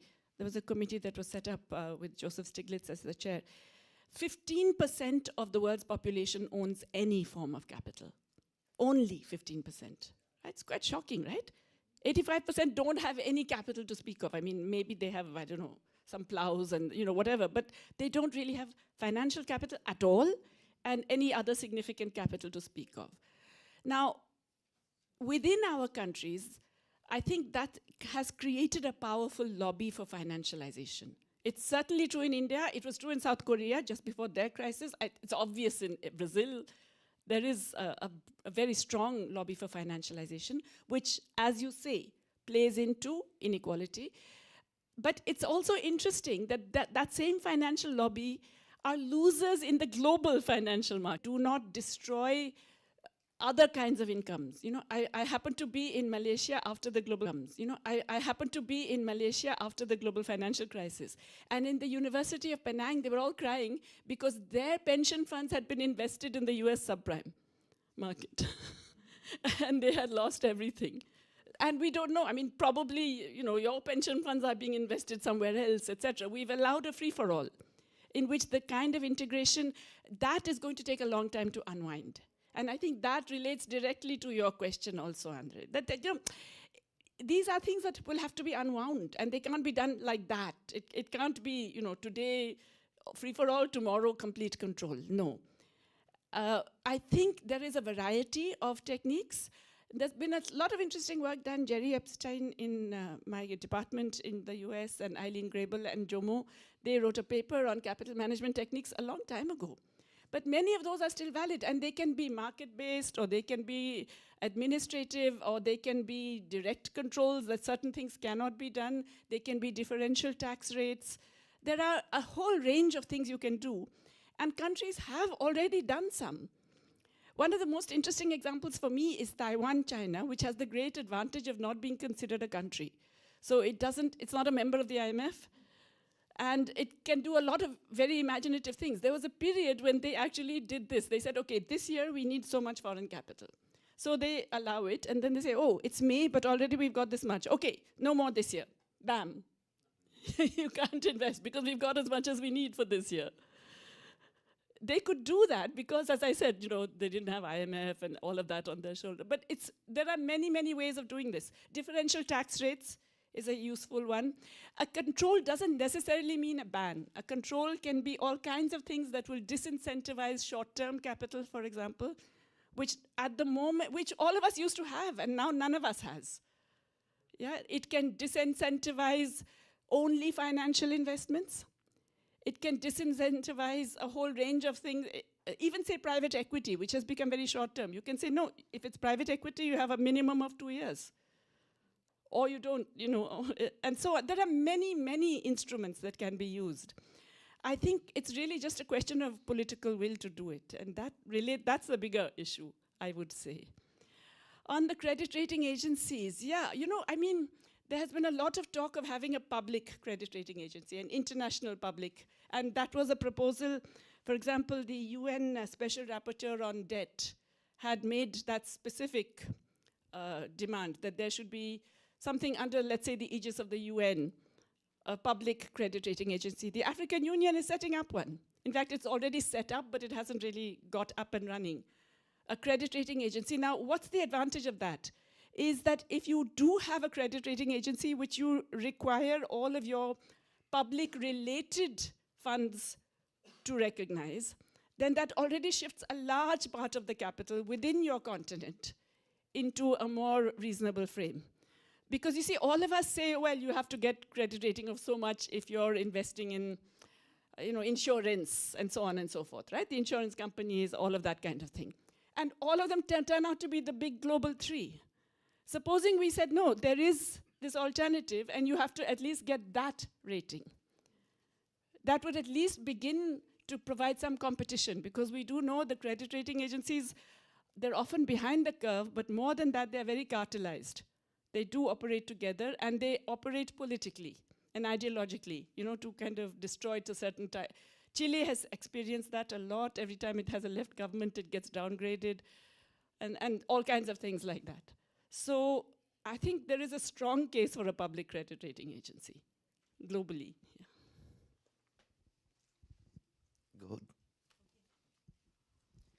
Good. Thank you, Prof, for that wonderful lead paper presentation. Prof. Jayati was my PhD assessor in 2019, University of Malaya. She assessed my PhD thesis. So I'm more or less a mentee. Yes, yes, thank you. Like, there's something that came to mind. I want to ask that beyond the capital control, could the nature of these countries' trade, particularly in the case of Indonesia, could the nature of their trade, because they don't trade in capital goods, could it be a determinant to their fiscal deficit level? And of course, the level of institution, because you mentioned that political will on the part of the government. Could it be a factor? I just want to ask. Thank you. More questions? Yeah.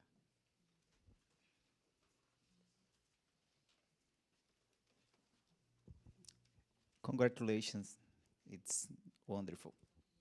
So, in order to deal with the issue of privilege you mentioned, how do you assess the idea of creating a common currency for the BRICS?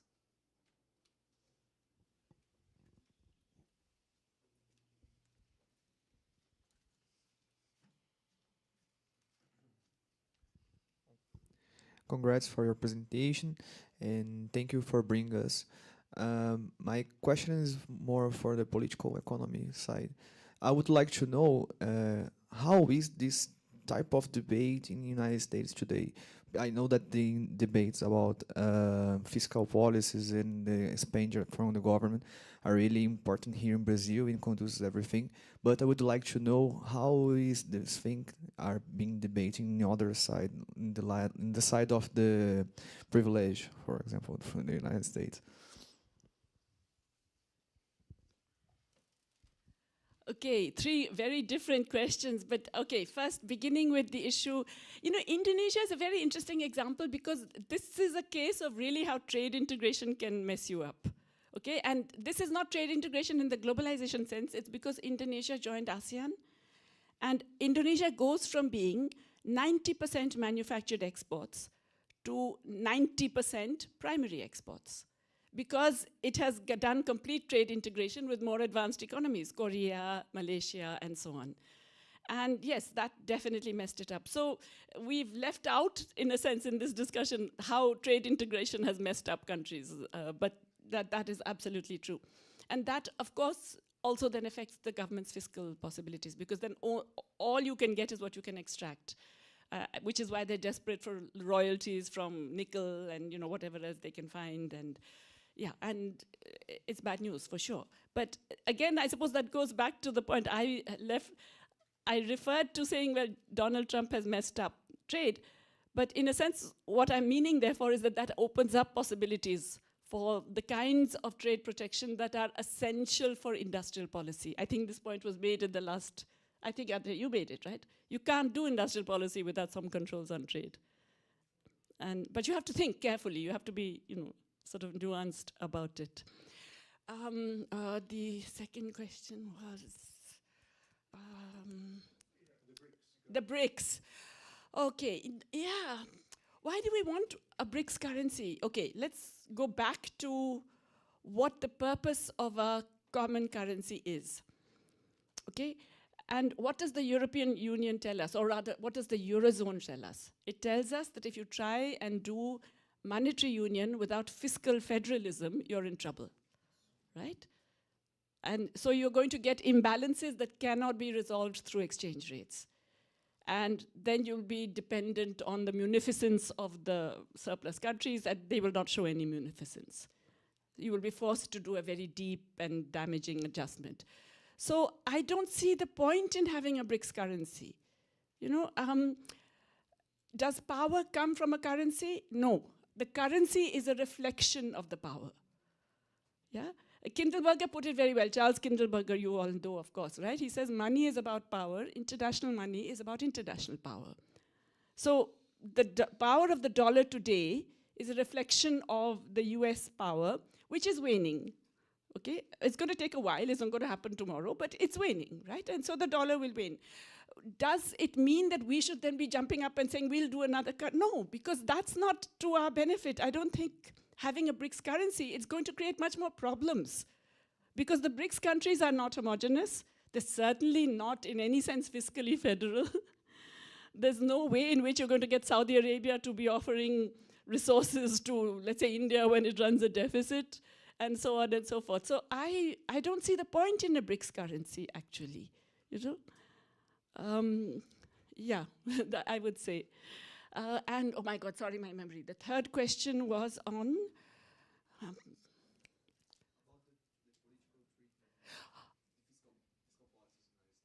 oh, what... I wish I could give you better news. What is the discussion of the global impact of US fiscal policy? Zero. They don't care. Sorry to say. Even the progressive economists, when I'm in my own department, okay, the progressive, most leftist, radical department in the US, when I'm in the room, they will mention it, because otherwise they know I'll raise a stink. But frankly, they don't care. These are all, what is the word? Collateral damage of what happens in the US. They're concerned with the US working class, how to win them back away from Trump. That's all they're concerned about. They are not concerned about the rest of the world at all. Sad, but true. I have just one question. I am puzzled with your seigniorage, financial seigniorage of, in the case of Thailand, 5.2% of GDP. When I don't understand exactly this concept. I don't know if it's because Brazil it's a different problem, but in my presentation, I for instance said that what the multinationals and the interest holders take from Brazil every year is now about 4% of GDP. And I think that is a huge money. To this, I would have to add the seigniorage in the case of Brazil. How I can, it's difficult to me to comprehend. So This is a big number. Do you have an idea how much is in Brazil? I can check. I can check. But let's say that's 2%, not 5. So would it be 4% plus 2%? No, the 4% should be, okay, let me explain. So the way this is calculated is the total returns of all investment in the country, which would include what the multinationals are taking, et cetera, and the finance capital is taking, and the portfolio of, so let's say that is 4%. Now, Brazilians are also investing abroad, right? And they are getting some return. So you're subtracting the return that the Brazilians are getting from what the multinationals are getting. So this is not extraction per se, this is the difference between the rates of return.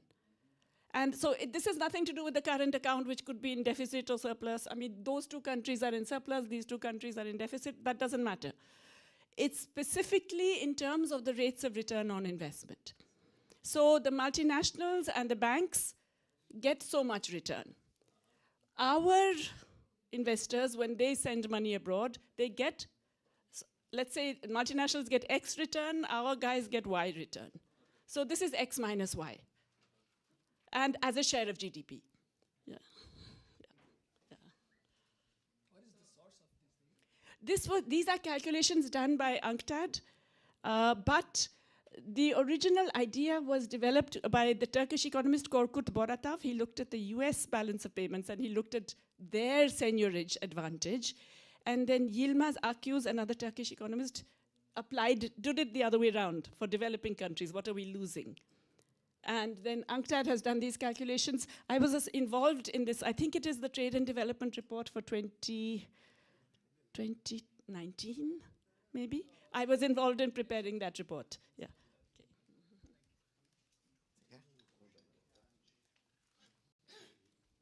So thank you very much. Wonderful presentation.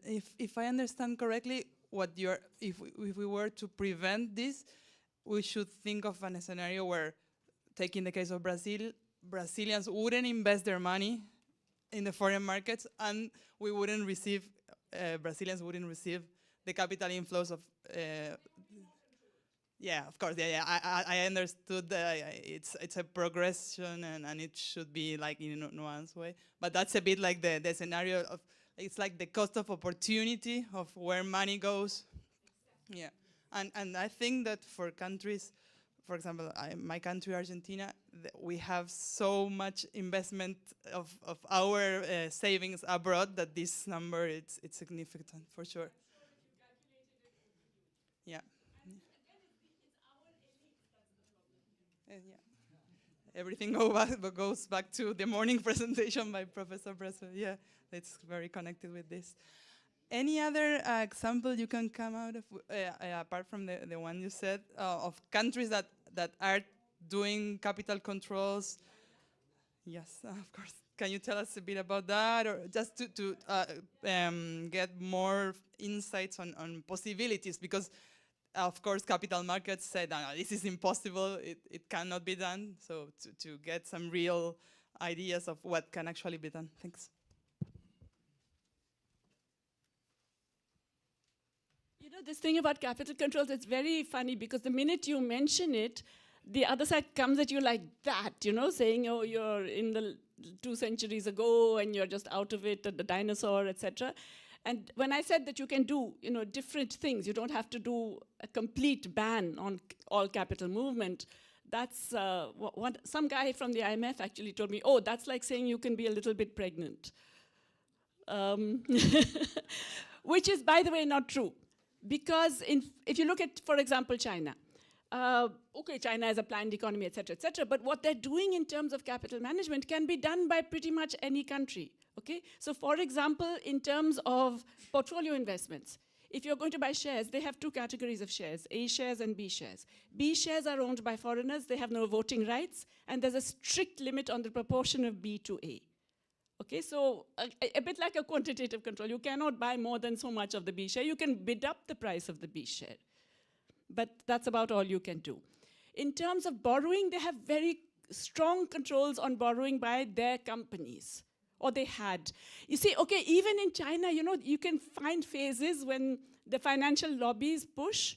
And I remember being in China, I can't remember which year it was. It was 2007. And, you know, there was this real push for financial liberalization. And again, you know, the class character of the elite, so many princelings, that is children of the upper echelons of the Communist Party, worked for finance. They worked for Morgan Stanley. They worked for, you know, Goldman Sachs, et cetera, et cetera. And so there was a real push for financial liberalization. So they, like in India, we had a huge push. We were both saved by the global financial crisis. You know, I mean, the mess that happened, and then they said, okay, you know. We had a whole blueprint in India. There was a committee report that was submitted about how we should open up everything. Raghuram Rajan, the same guy who's famous for predicting the global financial crisis, he was all for full liberalization. But fortunately, as I said, you know, we were saved by, so it's possible. There are controls on how much companies can borrow. There are controls on the kind of borrowing, the maturity structures, et cetera, et cetera. We have loosened some of them in India, but in China, they're still quite strict. There are controls on the extent to which provincial governments can borrow, because those are big borrowers. And remember, there's always an urge to borrow abroad because it's so much cheaper. Yeah, the rates are, in all countries, so much lower than in our own country. And so you can put all these controls. It's quite straightforward. There are controls on how much individuals can send money abroad. In India, I think it's at the moment $250,000 per person per year, which is a lot, but you know, it's still a control. In Colombia, Jose Antonio Ocampo, when he was finance minister, he did another very smart thing, and this relates to the other taxation discussion. He says he's going to tax the wealth of the ultra-wealthy, those who hold more than, I think it was $25 million, wherever it is held.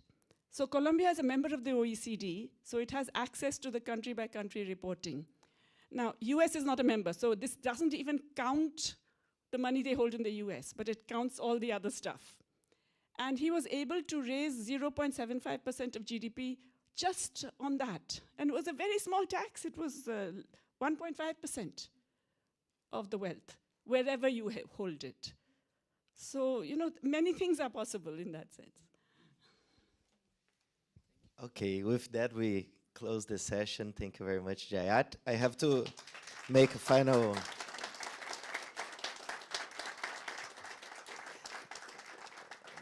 Amazing. So tomorrow we have, again, another masterclass of Jayati, so I invite everyone to arrive early, around 9. And also we're going to have a dinner in Atenas, so everyone is invited. I'm going to put it here. You can also get my contact if you want to go, which is close by. I booked at 7, but we can go together, or you can meet us there. Atenas, I'm going to put here the address. And that's it. Thank you very much. Tomorrow starts at 9. Yeah.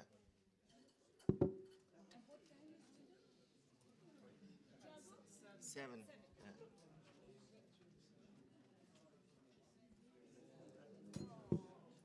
Wonderful, wonderful.